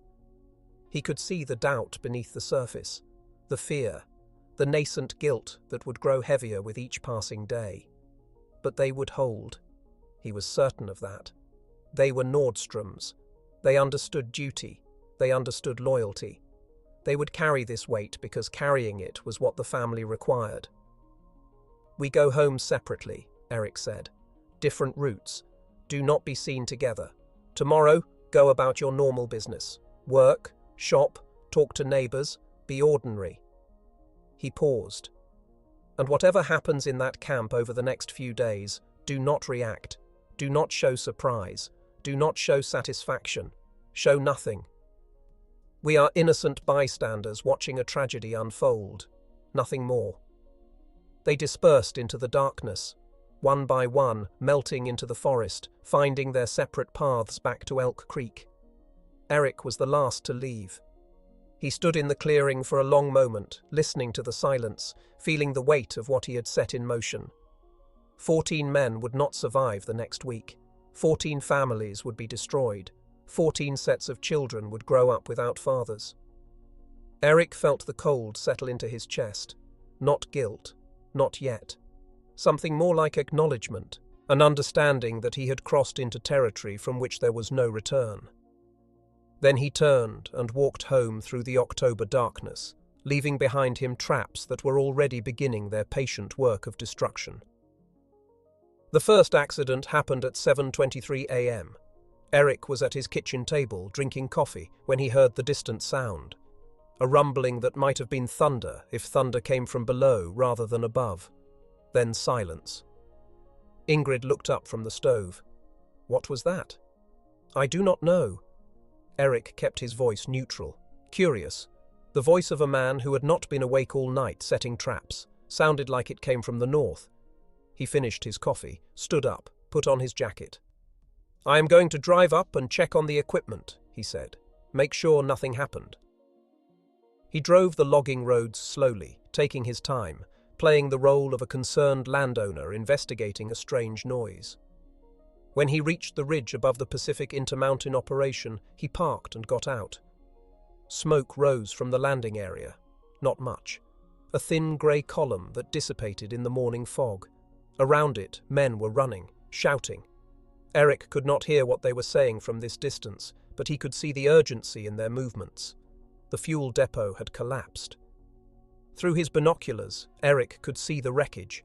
The platform had given way exactly as he had planned, tilting the tanks, spilling their contents across the ground. A fire had started, probably from the generator or a spark from nearby equipment. Men were fighting it with extinguishers and shovels, throwing dirt on the flames, trying to contain the blaze before it reached the remaining fuel. He counted bodies, moving bodies, 1, 2, 3, all the way up to 14. Everyone was accounted for. Everyone was alive. The fire had started too quickly, before anyone was close enough to be caught in it. The collapse had happened when the depot was unmanned. Bad luck, or good luck, depending on perspective. Eric felt something unclench in his chest. Not relief exactly. The job was not finished, but perhaps something that recognized he had been given a reprieve, that the first blood would not be on his hands this morning. He watched for another hour as the crew brought the fire under control. Watched Dale Hutchins directing operations, his voice carrying across the clearing even if the words did not. Watched the men work together, putting out flames, assessing damage, beginning the cleanup. They would have to bring in new fuel. That would take at least a day, maybe 2. Operations would be suspended until the depot was rebuilt. Eric had bought his trees a brief reprieve, but only brief. The other traps were still set. The skidder with its scored brake line, the trees with their hidden cuts, the log stack with its loosened supports. Sooner or later, one of them would claim its intended victims. Eric drove home, ate breakfast with Ingrid, told her what he had seen. A fire at the Pacific Intermountain camp. Nobody hurt, apparently. Fuel depot collapsed. Probably poor construction. These things happened. Ingrid listened, nodded, said nothing. Her face was unreadable, but her hands trembled slightly as she poured more coffee. The second accident happened the following day, October 15th, 2:34 p.m. The skidder operator was a man named Raymond Kowalski, 43 years old, father of 2. He had been running heavy equipment since he was 19, had never had a serious accident, prided himself on his safety record. He was halfway down the 40% grade when the brake line blew. Lars was working on his own property that afternoon, repairing a fence that had needed attention for months. He heard the sound. A crash, metal and wood and something else that might have been a scream, cut short. He set down his tools, walked to the edge of his property where he could see down into the valley. Smoke was rising again. Not from the landing this time, from somewhere on the logging road. The road that switched back and forth down the mountain, with drops of 50 feet or more on the outside curves. Lars stood there for a long time, watching the smoke. Then he went back to his fence and continued working. He did not allow himself to think about what had happened, did not allow himself to imagine the skidder rolling, tumbling, coming apart as it plunged over the edge, did not allow himself to picture the man inside. He thought about his daughters instead, about the fence he was building, about the ordinary work of an ordinary day, and he kept his hands steady through sheer force of will. Raymond Kowalski did not survive. The skidder had rolled 6 times before coming to rest at the bottom of a ravine. The cab was crushed. The man inside had never had a chance. Investigation would later reveal a failed brake line. The rubber had been scored, weakened, probably by debris kicked up from the road. A tragic accident. The kind of thing that happened in logging operations. No one's fault. Dale Hutchins called Raymond's wife that evening, told her that her husband would not be coming home. Listened to her scream, then sob, then go silent in a way that was worse than either. He hung up the phone and sat in his trailer for an hour, staring at nothing, trying to understand how his operation had gone from routine to catastrophe in less than 48 hours. First the fuel depot, now this. 2 accidents in 2 days. The odds against that were astronomical. But what was the alternative? Sabotage? Who would sabotage a logging operation? And why? He thought about Eric Nordstrom, about the man who had appeared on the ridge that first day, claiming the land belonged to him, about the cold look in those pale blue eyes, about the words that had sounded like a threat even if they were phrased as a warning. But that was insane. Nordstrom was a local landowner, not a killer. And even if he wanted to stop the operation, even if he was angry about the trees, he would not murder people. Would he? Dale pushed the thought away, focused on the practical. He would need to file reports, contact insurance, Arrange for Raymond's body to be transported home. Find a replacement operator if the company even wanted to continue after this. He did not know that the body count had only begun. October 16th, 9:17 a.m. The tree came down without warning. A faller named Michael Torres was working at the edge of the cutting area, bringing down a Douglas fir that had been marked for harvest.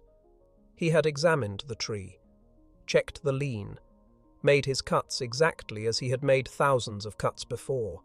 The tree should have fallen north, toward the open landing where the skidders could reach it. Instead, it twisted, rotated on its stump, came down to the east, directly toward the spot where Michael Torres was standing. He had 2 seconds to react, not enough time to run, barely enough time to raise his arms in a futile gesture of self-defense. The trunk caught him across the chest, pinned him to the ground. 300 years of growth, 10 tons of timber, pressing down on a man who weighed 170 pounds. His crew found him within minutes. He was still alive when they reached him, still conscious, still able to speak. "My kids," he said. His voice was a whisper, barely audible over the ambient sounds of the forest. "Tell my wife I love her. Tell my kids I am sorry." They tried to move the log, could not. The equipment that might have lifted it was at the main landing, 5 minutes away. Too far, too long. Michael Torres stopped breathing before help could arrive. He was 31 years old. He left behind a wife and 3 children, ages 7, 5, and 2. When they examined the tree later, they found nothing unusual, no explanation for why it had fallen the wrong way. Just bad luck, just the randomness of nature. Just another logging accident in an industry where logging accidents happened every day. No one noticed the cuts on the far side of the trunk, hidden now beneath the bulk of the fallen timber. No one thought to look for signs of sabotage. Why would they? 2 men gone in 2 days. Dale Hutchins began to wonder if his operation was cursed. Sven Nordstrom was at the bar when he heard about Michael Torres, a man he had never met, a man who had walked up to a tree Sven had prepared and died because Sven had spent 15 minutes with a chainsaw 2 nights earlier. He ordered a whiskey, then another, then a third. The bartender watched him with the knowing eyes of a man who had seen a lot of pain come through his doors. "Trouble?" he asked. Sven shook his head. Just tired. He was not tired. He was something else. Something he did not have words for. A feeling like falling, like the ground beneath his feet had opened up and he was dropping into darkness with no bottom in sight. He had known what he was doing, had understood the consequences, had accepted them. But understanding and accepting were different from experiencing. Different from sitting in a bar and hearing 2 strangers discuss how Michael Torres had been crushed, how his wife had collapsed when she got the news, how his children were too young to understand that their father was never coming home. Sven finished his whiskey, paid his tab, walked out into the October afternoon and stood on the sidewalk, breathing cold air, trying to find something solid to hold on to. He found nothing. There was nothing to find. He had stepped off the edge of the world 2 nights ago, and now he was falling, and he would keep falling for the rest of his life. But he did not regret it. That was the strange thing. Even now, even with Michael Torres's death settling into his conscience like a stone, he did not regret what he had done. Because somewhere in the forest, his great-great-grandfather's trees were still standing. Somewhere, the promise made in 1896 was being kept, if only for a few more days. And that, Sven told himself, was worth any price. Even this one. October 17th, 3:42 p.m. The log stack collapsed.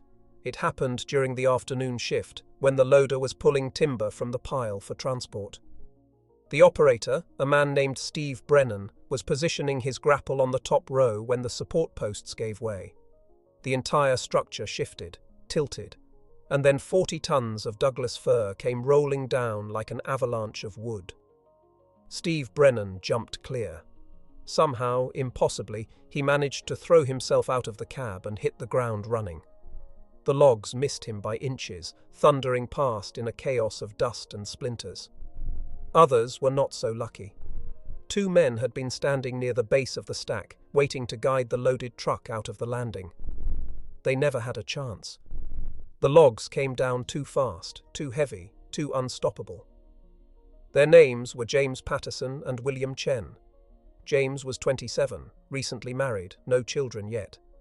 William was 35, divorced, paying child support for two kids he saw every other weekend. They died within seconds of each other, buried under timber they had helped stack just days earlier. Carl Nordstrom was at home when his wife told him what she had heard at the grocery store. 3 men crushed in a logging accident. Terrible thing. Everyone in town was talking about it. Carl nodded, said the appropriate things, expressed the appropriate sympathies. Then he went to his workshop and sat in the dark for an hour, staring at nothing, feeling something crack inside him that he had thought was unbreakable. He had known this would happen, had calculated the odds, the trajectories, the probable outcomes, had understood in an abstract way that loosening those bolts would end human lives. But abstraction was different from reality, different from knowing names. James Patterson, William Chen. Men he had never met, would never meet now because of what he had done with a wrench in the darkness. Carl did not cry. He was not the crying kind. But something in him shifted that afternoon, some fundamental understanding of who he was and what he was capable of. He had been a mechanic, a husband, a son, a brother. Now he was something else, something that would walk through the rest of his life carrying the weight of 2 names, and he would never be able to set that weight down. The operation shut down. Dale Hutchins made the call that evening. 4 men gone in 4 days. Equipment destroyed. Fuel depot collapsed. The crew that remained was terrified, convinced that some malevolent force had targeted them. He called Pacific Intermountain headquarters in Medford, explained the situation, listened to the silence on the other end of the line. "Shut it down," the voice said finally. "Pull everyone out. We will send investigators to figure out what happened. What about the timber? Hundreds of thousands of dollars worth of logs were already cut, already stacked, waiting for transport. We will send trucks for the timber, but no more cutting. Not until we understand what is going on." Dale hung up the phone, walked outside into the October darkness, stood in front of his trailer and looked up at the ridge where Eric Nordstrom's truck had sat for 3 days, watching, waiting. He did not have proof, did not have evidence, did not have anything except a feeling in his gut, a certainty that grew stronger with each catastrophe. This was not bad luck. This was not coincidence. This was something else. But what could he do? Go to the police and say that he suspected a local landowner of somehow causing accidents that every expert would call natural. They would laugh at him, would tell him that grief and fear were making him see patterns that did not exist. So Dale said nothing, did nothing, just stood in the darkness and felt the weight of 4 deaths pressing down on his shoulders, and wondered if there would be more before this was over. There would be. The trucks arrived on October 18th to haul away the timber that had already been cut. 3 trucks, 3 drivers, plus a small crew to load the logs. Eric Nordstrom watched from the ridge as the operation wound down. Watched the trucks make their slow journey up and down the mountain road, carrying away trees his family had protected for 85 years. Each load was a wound, each departure was a theft. But the cutting had stopped. The chainsaws were silent. The crew was leaving. He had won. At a cost he would carry forever, but he had won. Or so he thought. The last convoy left the camp at 4:47 p.m. 3 trucks in a line, heavily loaded, moving slowly on the steep grades. Dale Hutchins was in the lead vehicle, riding with the driver, wanting to see this through to the end. The road down the mountain was narrow and winding, grades of 30 to 40%. Hairpin turns where trucks had to swing wide to negotiate the curves. A dozen places where a mistake could send a vehicle over the edge. Eric had not sabotaged the trucks, had not touched them, had not done anything to the road or the convoy or the men inside. But he had not needed to. The third truck was driven by a man named Daniel Reeves, 41 years old, 20 years of experience hauling timber on mountain roads. He had made this kind of run 1,000 times, knew every trick, every danger, every moment when you had to brake hard or risk disaster. But Daniel Reeves was tired. 4 days of horror had worn him down. He had been friends with Raymond Kowalski, the skidder operator, had helped pull Michael Torres from under the tree, had seen what was left of James Patterson and William Chen after the log stack came down. He was not focused, not sharp, not the driver he had been before this nightmare began. He took the third hairpin a little too fast, braked a little too late, felt the back end of the truck swing wide, felt the weight of 40 tons of timber pushing him toward the edge. The guardrail was old, rusted, installed decades ago and never replaced. It held for a fraction of a second, just long enough for Daniel to understand what was happening, and then it gave way. The truck went over. Dale Hutchins saw it happen in his side mirror, saw the truck disappear, heard the crash, the roar of splintering wood and crumpling metal, the sound of destruction that seemed to go on forever. He screamed at his driver to stop, jumped out, ran back to the edge of the road and looked down into the ravine where the truck had come to rest, upside down, cab crushed, logs scattered across the slope like fallen soldiers. Daniel Reeves did not survive.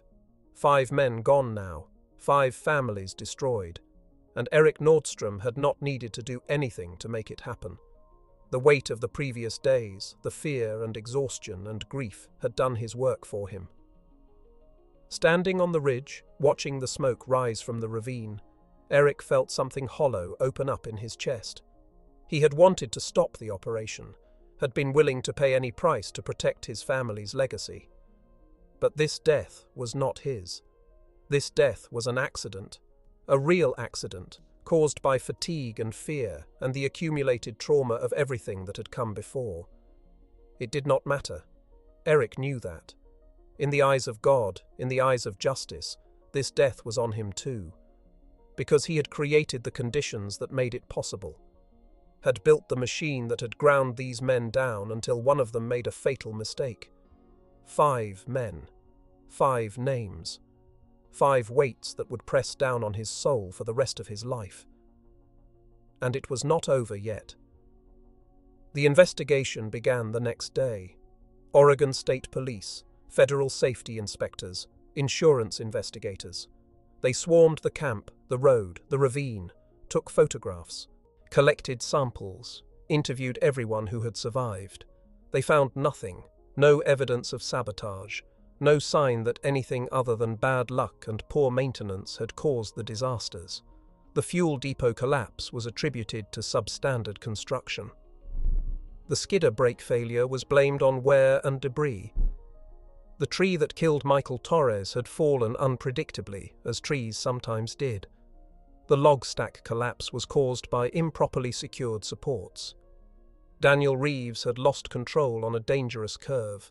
Tragic, unexplainable, but not criminal. Dale Hutchins told the investigators about Eric Nordstrom, about the confrontation, about the threats, about the man who had watched from the ridge while his crew was decimated. They interviewed Eric. He was calm, cooperative, expressed sympathy for the workers and their families, acknowledged the boundary dispute but insisted he had never done anything beyond pursuing legal options. The investigators found no evidence connecting him to any of the accidents. No witnesses, no physical proof, nothing but the suspicions of a grief-stricken crew boss who might have been looking for someone to blame. The case was closed, ruled a series of tragic accidents, no further action recommended, but the operation did not resume.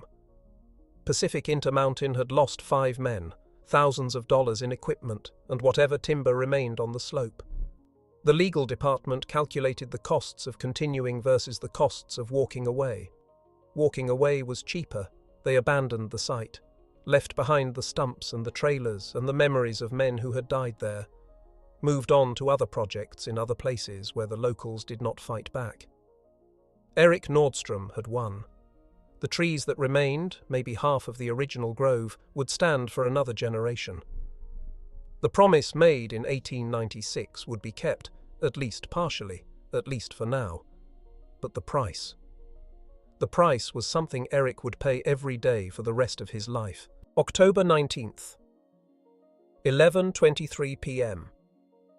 Eric sat on his porch in the darkness, a glass of whiskey in his hand, watching the stars appear through breaks in the clouds. Ingrid was inside, already asleep. His sons were at their own homes, carrying their own weights, beginning the long process of learning to live with what they had done. 5 men. Eric turned the number over in his mind. 5 fathers and husbands and sons. 5 families that would never be whole again. He thought about Raymond Kowalski, the skidder operator. Thought about the wife who had screamed into the phone when she got the news. Thought about the children who would grow up without him. He thought about Michael Torres, 31 years old, crushed under a tree that fell the wrong way because Sven had spent 15 minutes with a chainsaw. About the 3 children, 7 and 5 and 2, who would not remember their father's face. He thought about James Patterson and William Chen, buried under logs that came down because Carl had loosened 3 bolts in the darkness. About the wife and the ex-wife and the children who would carry this loss forever. He thought about Daniel Reeves, who had died because the accumulated horror of the previous days had made him lose focus for one critical moment. About whatever family waited for him at home, whoever would have to be told that he was not coming back. 5 men, 5 names, 5 stones that Eric would carry in his chest until the day he stopped breathing. He raised his glass, drank, felt the whiskey burn its way down. This was victory. This was what protecting your family looked like. This was the price of keeping a promise made 85 years ago by a man who had crossed an ocean with $17 in his pocket. Eric did not know if it was worth it. Did not know if anything could be worth this. Did not know how he would face himself in the mirror tomorrow or the day after or any day for the rest of his life. But he knew one thing. The trees still stood. The grove, or what remained of it, was still there. And when his granddaughters were old enough to understand, he would take them to that place and show them what their family had protected. He would not tell them the cost. Would not tell them about the 5 men who had died so that those trees could live. Would not burden them with the weight that he and his sons would carry forever. He would just show them the trees, and hope that somehow, in some way he could not yet understand, it had all been worth something. The glass was empty. Eric set it down, stood up, looked out at the mountains one last time. Then he went inside, climbed the stairs, and lay down beside his wife. He did not sleep, did not expect to sleep. Just lay there in the darkness, listening to Ingrid breathe, feeling the weight of 5 names pressing down on his chest. This was what he had become. This was who he was now. And there was no going back. The drive home from the rendezvous point had been silent. 4 trucks on different roads, 4 brothers carrying the same weight, 4 men who had crossed a line together and would never be able to pretend they had not. Junior had been the last to leave, had sat in his truck at the rendezvous point for 20 minutes after his brothers departed, staring at the darkness, trying to make sense of what they had done. He had not cut brake lines, had not weakened trees, had not loosened bolts on log stacks. His only role had been to watch, to warn, to be the eyes that kept his family safe while they did the work that would end 14 lives. But watching was participation. Warning was complicity. Being the eyes was being part of the machine. Junior understood this. Understood that in the eyes of the law, in the eyes of God, he was as guilty as any of them. That the fact he had not personally done the damage changed nothing about his responsibility for the outcome. He drove home through the October darkness, hands gripping the wheel, breath coming in short gasps that might have been the beginning of tears if he had allowed them.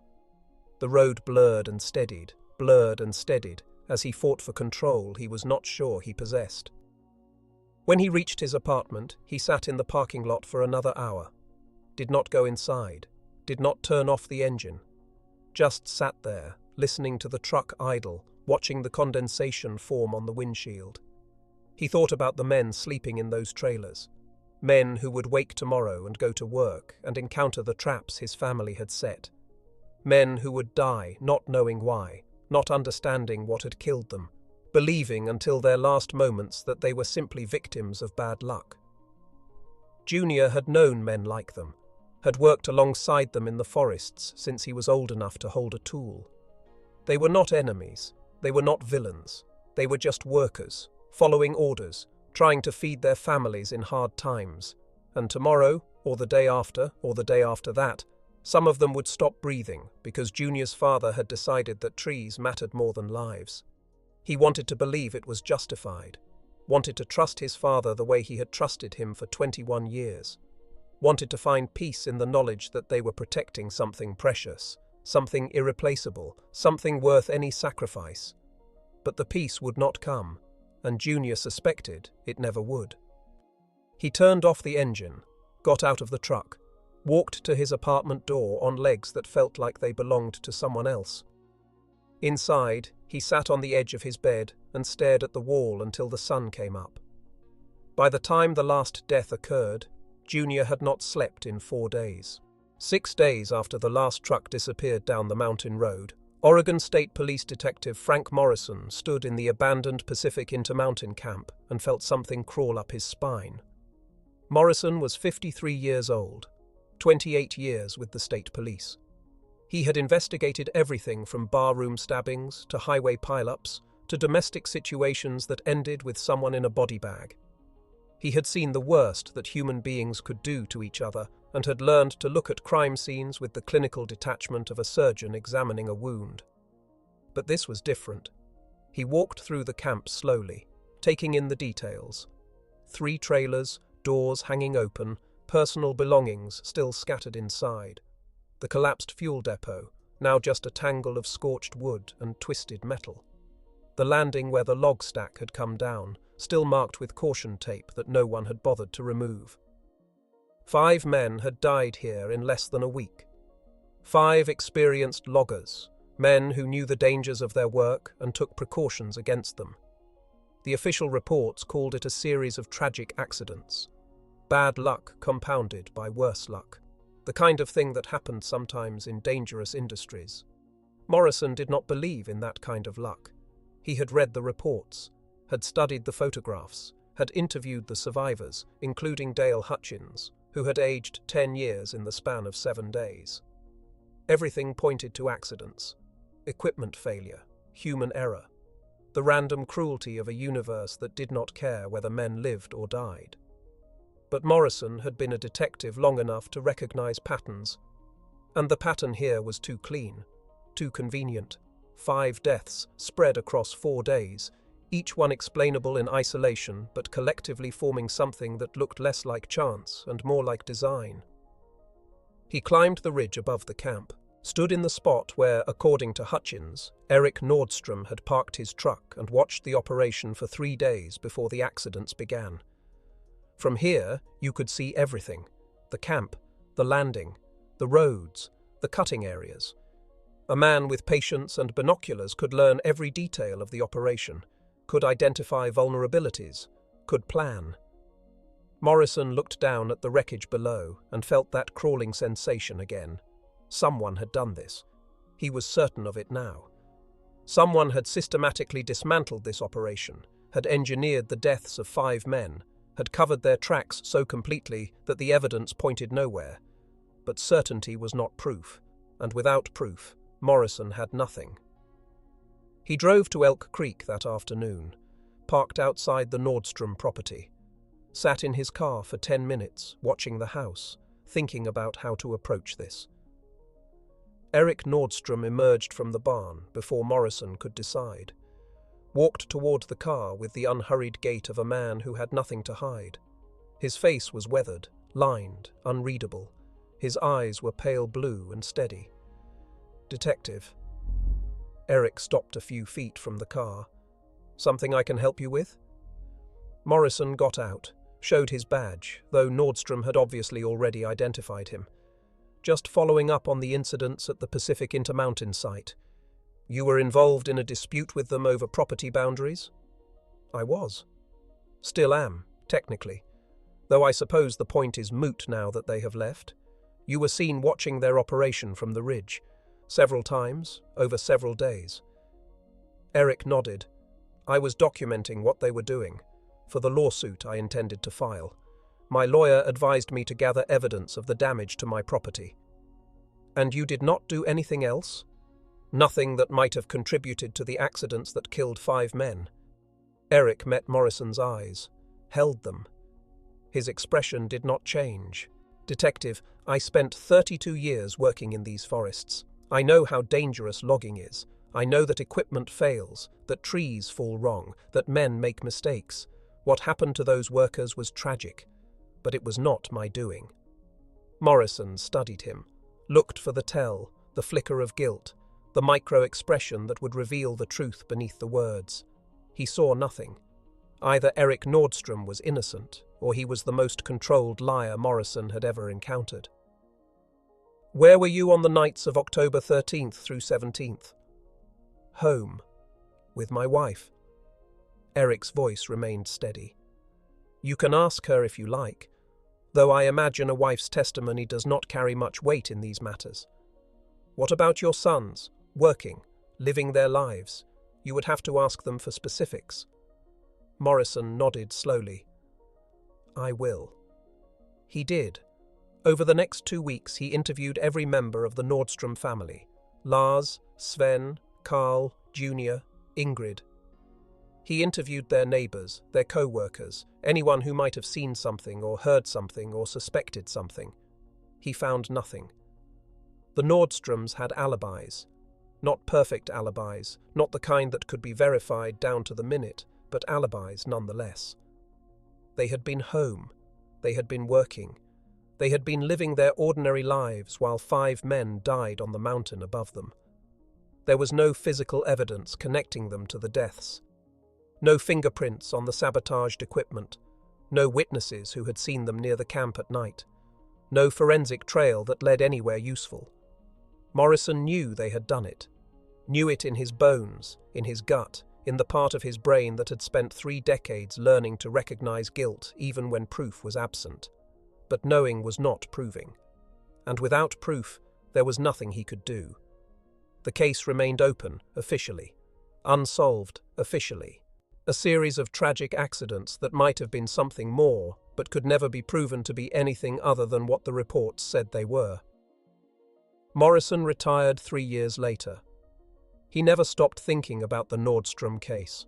Never stopped wondering if he had missed something, overlooked some piece of evidence that would have cracked it open. He died in 2003, at 77 years old, still carrying the weight of 5 deaths he had never been able to explain. And the Nordstroms went on with their lives, carrying their own weights, living with what they had done.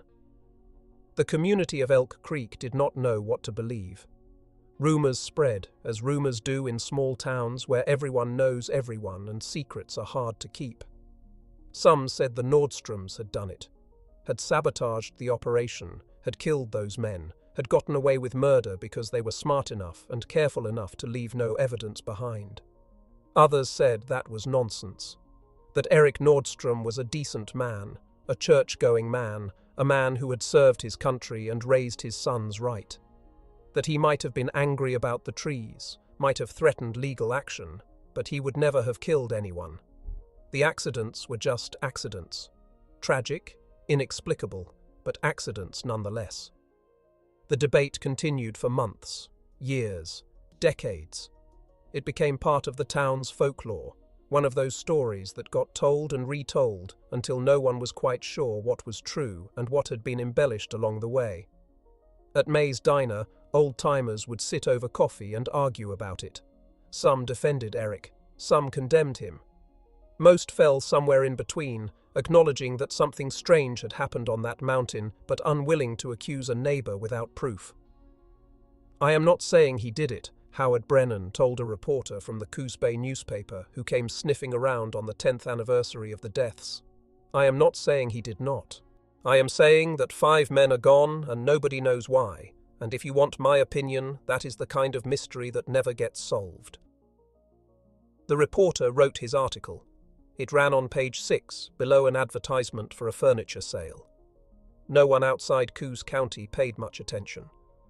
The story of 5 loggers who died in a series of accidents in 1979 was not the kind of thing that captured national interest. But in Elk Creek, people remembered. And they kept remembering, long after the principals were gone and the details had faded. And all that remained was the sense that something terrible had happened here, something that had never been fully explained. The Nordstrom family changed after October 1979. Not visibly, not in ways that outsiders would notice, but profoundly nonetheless. Eric continued to run the family operation, continued to harvest timber from his land, maintaining the practices his grandfather had established, protecting what remained of the old-growth grove. He went to church on Sundays. He attended community events. He played with his grandchildren when they came to visit. But something had gone out of him. A light that had once burned behind those pale blue eyes. He smiled less, laughed less. Spent more time alone, sitting on his porch in the early morning hours, staring at the mountains with an expression that might have been regret or might have been something darker. Ingrid watched her husband diminish by degrees, watched the weight he carried bend him lower with each passing year. She never spoke of what had happened, never asked him how he felt or whether he had found peace. Some things were too large for words. Some burdens could only be borne in silence. She died in 1994 at 67 years old. Heart failure, the doctors said, though Eric suspected it was something else. Suspected that the weight she had carried alongside him had finally become too heavy, that she had worn herself out keeping their secret, maintaining the fiction of normalcy while knowing exactly what her husband and sons had done. Eric buried her in the Lutheran cemetery at the edge of town, stood at her grave for an hour after everyone else had left, saying things he should have said while she was alive. Then he went home to an empty house and began the slow process of dying himself. Lars took over the family operation after Eric became too frail to work. He ran it competently, profitably, maintaining the standards his father had established. His daughters grew up, went to college, moved away to cities where the forests were something you visited on weekends, not something that shaped your entire existence. He never told them what he had done, never spoke of October 1979 to anyone except his brothers, and even then only in oblique references that acknowledged the shared weight without examining it directly. His wife Sarah suspected, had always suspected from the night he came home smelling of mud and motor oil with something broken behind his eyes. But she never asked, never pushed. Some things a wife does not want confirmed. Some knowledge is better left unspoken. Lars is 76 years old now, still living in Elk Creek, still carrying the weight, still waking sometimes at 3 in the morning with the faces of dead men floating behind his eyes. Sven left Oregon in 1985, moved to Alaska, where the forests were even bigger and the people asked fewer questions. He worked in the timber industry there for another 20 years, then retired to a small cabin outside Fairbanks, where the nearest neighbor was 5 miles away. He never married, never had children, never formed the kind of connections that would require him to explain himself, to account for the darkness that lived inside him. He is 73 years old now, still alive, still alone, still seeing Michael Torres in his dreams, the man who walked up to a tree Sven had prepared and never walked away. Carl stayed in Elk Creek, continued working as a mechanic, raised 2 sons who knew nothing of what their father had done. He was the quietest of the brothers, the one who processed everything internally, the one who never seemed to struggle with the weight the way the others did. But his wife noticed that he slept less as the years went on, noticed that he avoided certain topics, certain places, certain conversations, noticed that something fundamental had shifted in him around the time of the logging accidents and had never shifted back. Carl died in 2015 at 61 years old, heart attack, quick and unexpected. His sons found him in his workshop, slumped over a transmission he had been rebuilding, tools still scattered around him. At his funeral, his brothers stood together for the first time in years. Did not speak of October 1979, did not need to. The weight they shared was visible in their faces, in the way they held themselves, in the silence that stretched between them like a living thing. Junior never recovered. Of all the brothers, he was the one who struggled most with what they had done. The one who could not compartmentalize, could not wall off the horror, could not find a way to live with the knowledge of 5 deaths and his role in causing them. He tried. For years, he tried. Threw himself into work, sought distraction in activity, attempted to build a normal life with a wife and children and all the trappings of ordinary existence. But the weight was always there, pressing down, growing heavier instead of lighter as the years passed. In 1987, 8 years after the deaths, Junior left Elk Creek, told his family he needed a fresh start, moved to California, then Arizona, then New Mexico, always searching for some place where the memories could not find him. They found him anyway. They always found him. His marriage failed. His children grew distant. His career never amounted to much. He drifted from job to job, town to town, always one step ahead of the darkness that pursued him. In 2001, at 43 years old, Junior checked himself into a facility that specialized in treating severe depression. He stayed for 6 months, learned techniques for managing the weight, made progress according to his doctors. But progress was not the same as healing. And healing, Junior understood by then, was something that would never fully happen. The best he could hope for was to manage the symptoms, to keep putting one foot in front of the other, to survive day by day until surviving became slightly less difficult. He is 66 years old now, living in a small apartment in Tucson, working part-time at a hardware store, calling his brothers once a month, conversations that last 5 minutes and say nothing important. He has not been back to Oregon since 1987, has not seen the grove his family protected, has not stood among the trees that cost 5 men their lives. He tells himself he does not want to, tells himself the past is past, that there is no point in revisiting old wounds. But sometimes, late at night, he thinks about those trees, wonders if they are still standing, wonders if the sacrifice was worth anything, if the legacy his father gave everything to protect has survived. He never asks his brothers, is afraid of what the answer might be. Eric Nordstrom died on March 14, 2002, at 77 years old.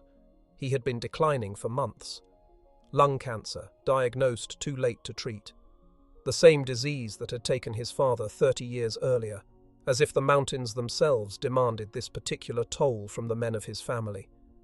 He spent his final weeks at home, in the house his grandfather had built, surrounded by the forests he had spent his life protecting. His sons came to visit, one by one. Lars from down the road, Sven from Alaska, Carl from across town. Even Junior, who had not set foot in Oregon in 15 years, made the journey to say goodbye. They did not speak of October 1979, did not need to. The weight they shared was visible in every glance, every silence, every moment that stretched between words. On his last night, Eric asked Lars to help him onto the porch, wanted to see the stars one more time, wanted to breathe the mountain air that had filled his lungs since childhood. They sat together in the darkness, father and son, looking out at the silhouette of the ridge where everything had changed. "Do you regret it?" Lars asked finally. The question he had wanted to ask for 23 years. Eric was quiet for a long time. When he spoke, his voice was barely a whisper. "I regret that it was necessary. I regret the cost. I regret what it did to you boys, what it took from you." He paused. "But I do not regret protecting what was ours. I do not regret keeping the promise. Even knowing what it cost? Even knowing that." Eric's eyes found the ridge, found the darkness where the grove still stood. Some things are worth more than one man's soul, more than 5 men's lives. Some things have to be protected, no matter the price. Lars said nothing. There was nothing to say. He had heard these words before, had turned them over in his mind for more than 2 decades, had never decided whether he believed them. He helped his father back inside, settled him into bed, stood in the doorway for a moment, looking at the man who had taught him everything, who had asked things of him that no father should ask, who had shaped him into something he still did not fully understand. "Goodbye, Dad," he said. Eric's eyes were closed, his breathing was shallow, but he heard, and he answered. "Take care of the trees." Those were his last words. He died before dawn, peacefully in his sleep. The doctor said he simply stopped breathing, that his body had decided it was time and let go. They buried him next to Ingrid in the Lutheran cemetery. The whole town came to the funeral. People who had known him for decades, people who suspected what he had done, people who respected him anyway, because in places like Elk Creek, a man was judged not by rumor, but by how he had lived his life. The pastor spoke of service, of dedication, of a man who had loved his family and his land, and had worked every day to protect both. He did not speak of October 1979, did not speak of 5 men who had died, did not speak of the weight that Eric Nordstrom had carried to his grave. Some things were not meant for funerals. Some truths were better left unspoken.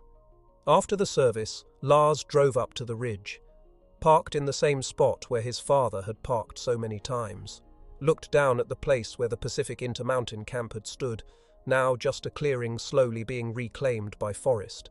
The trees were still there. The grove, or what remained of it, still stood on the north slope. Douglas firs that had been growing since before the revolution, survivors of everything that humanity had thrown at them.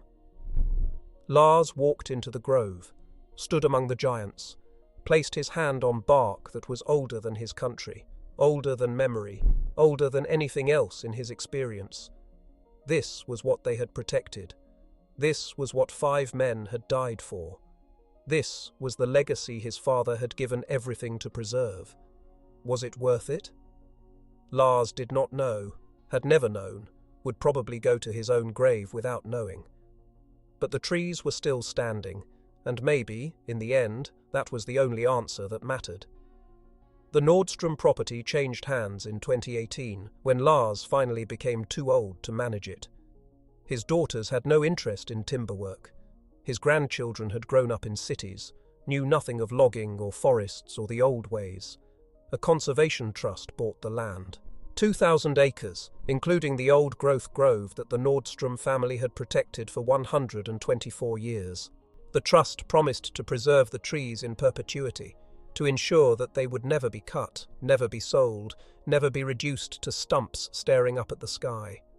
Lars attended the signing ceremony, stood in the grove one last time, surrounded by trees that his great-great-grandfather had sworn to protect. Trees that had cost his father everything. Trees that had cost 5 strangers their lives.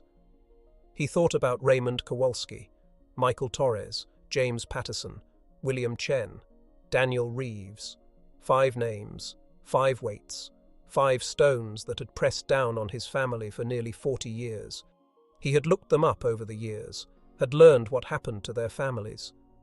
Raymond's wife had remarried, had found some measure of happiness despite her loss. Michael's children had grown up, had families of their own, had built lives that did not revolve around the father they barely remembered. James Patterson's widow had moved away, started over, found peace in a place where the memories could not reach her. William Chen's ex-wife had raised their children alone, had done her best, had watched them become adults who rarely spoke of the father who had died before they really knew him. Daniel Reeves had left behind a fiancée who never married, who spent the rest of her life wondering what might have been. These were the human costs of what the Nordstroms had done.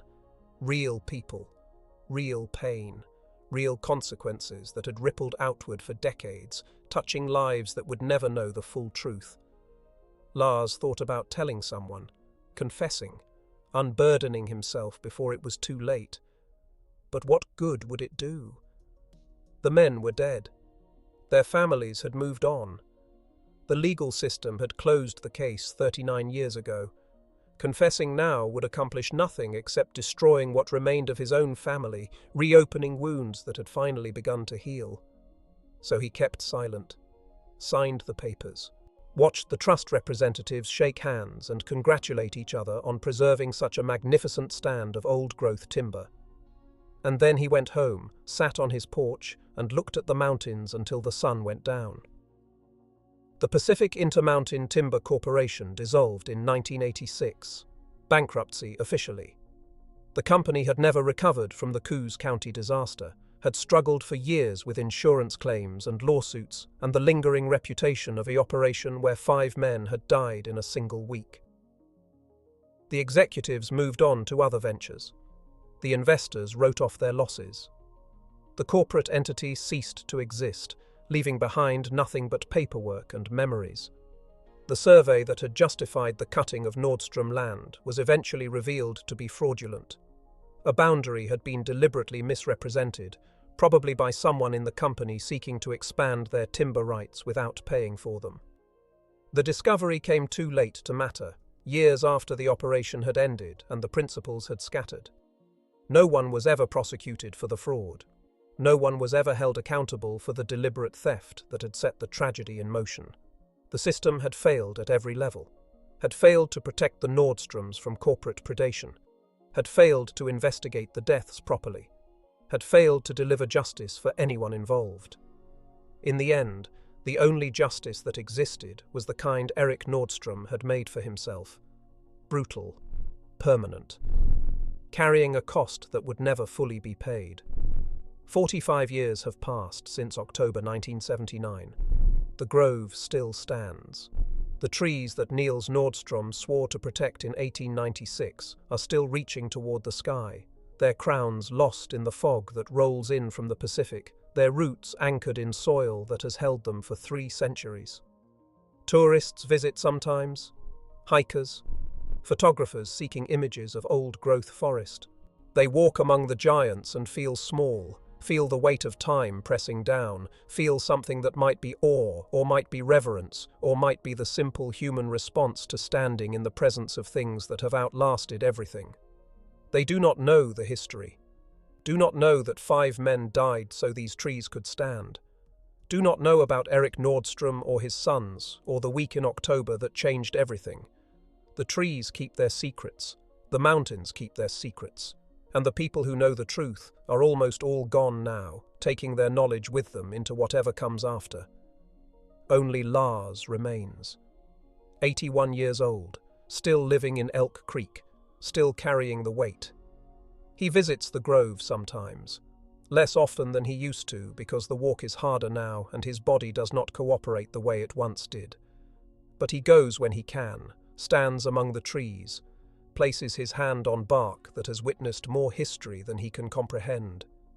He thinks about his father, about the promise made and kept, about the price that was paid. He thinks about the 5 men, about their families, about the ripples that spread outward from that October week and are probably still spreading, touching lives he will never know.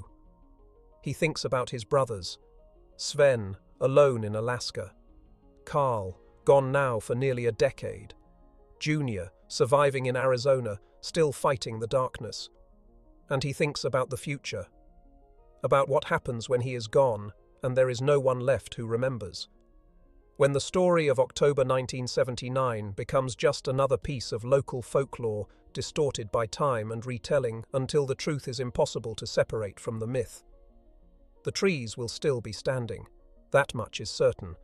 The Conservation Trust will protect them, as the Nordstroms protected them, as Niels Nordstrom swore to protect them 129 years ago.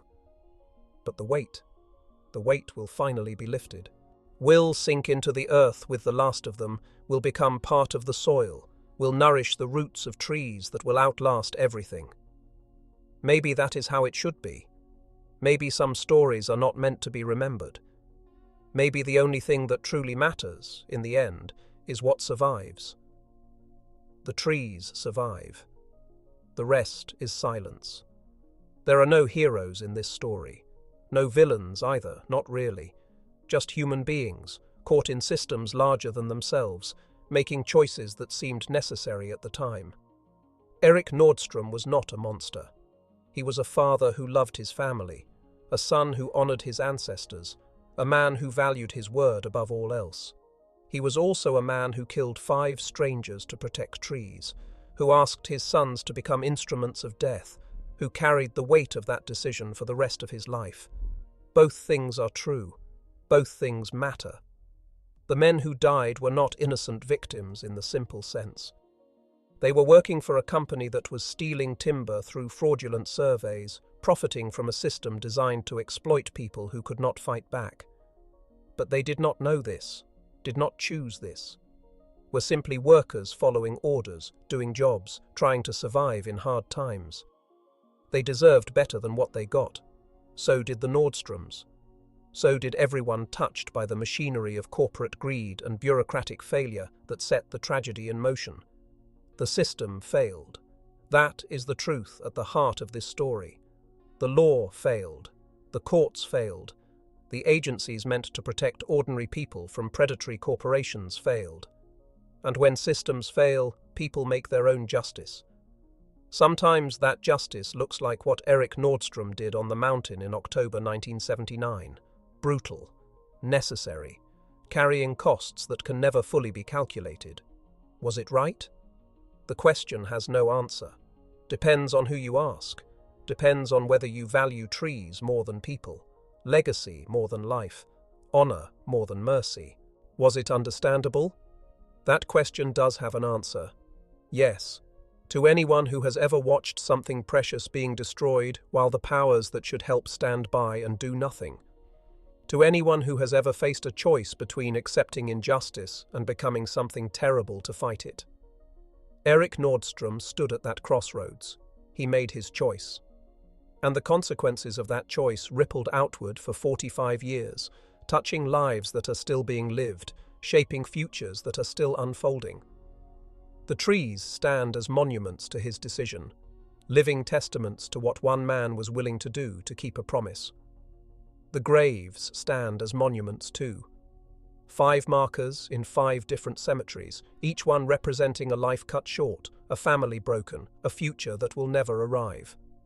Both exist, both matter, both are true. That is the weight of what happened in Oregon in October 1979. That is the legacy of the Nordstrom family and the men they killed. That is the truth that has no easy answers, no comfortable conclusions, no way of making it all add up to something that feels just. If this story made you think about what you would do in Erik Nordstrom's place, you are not alone.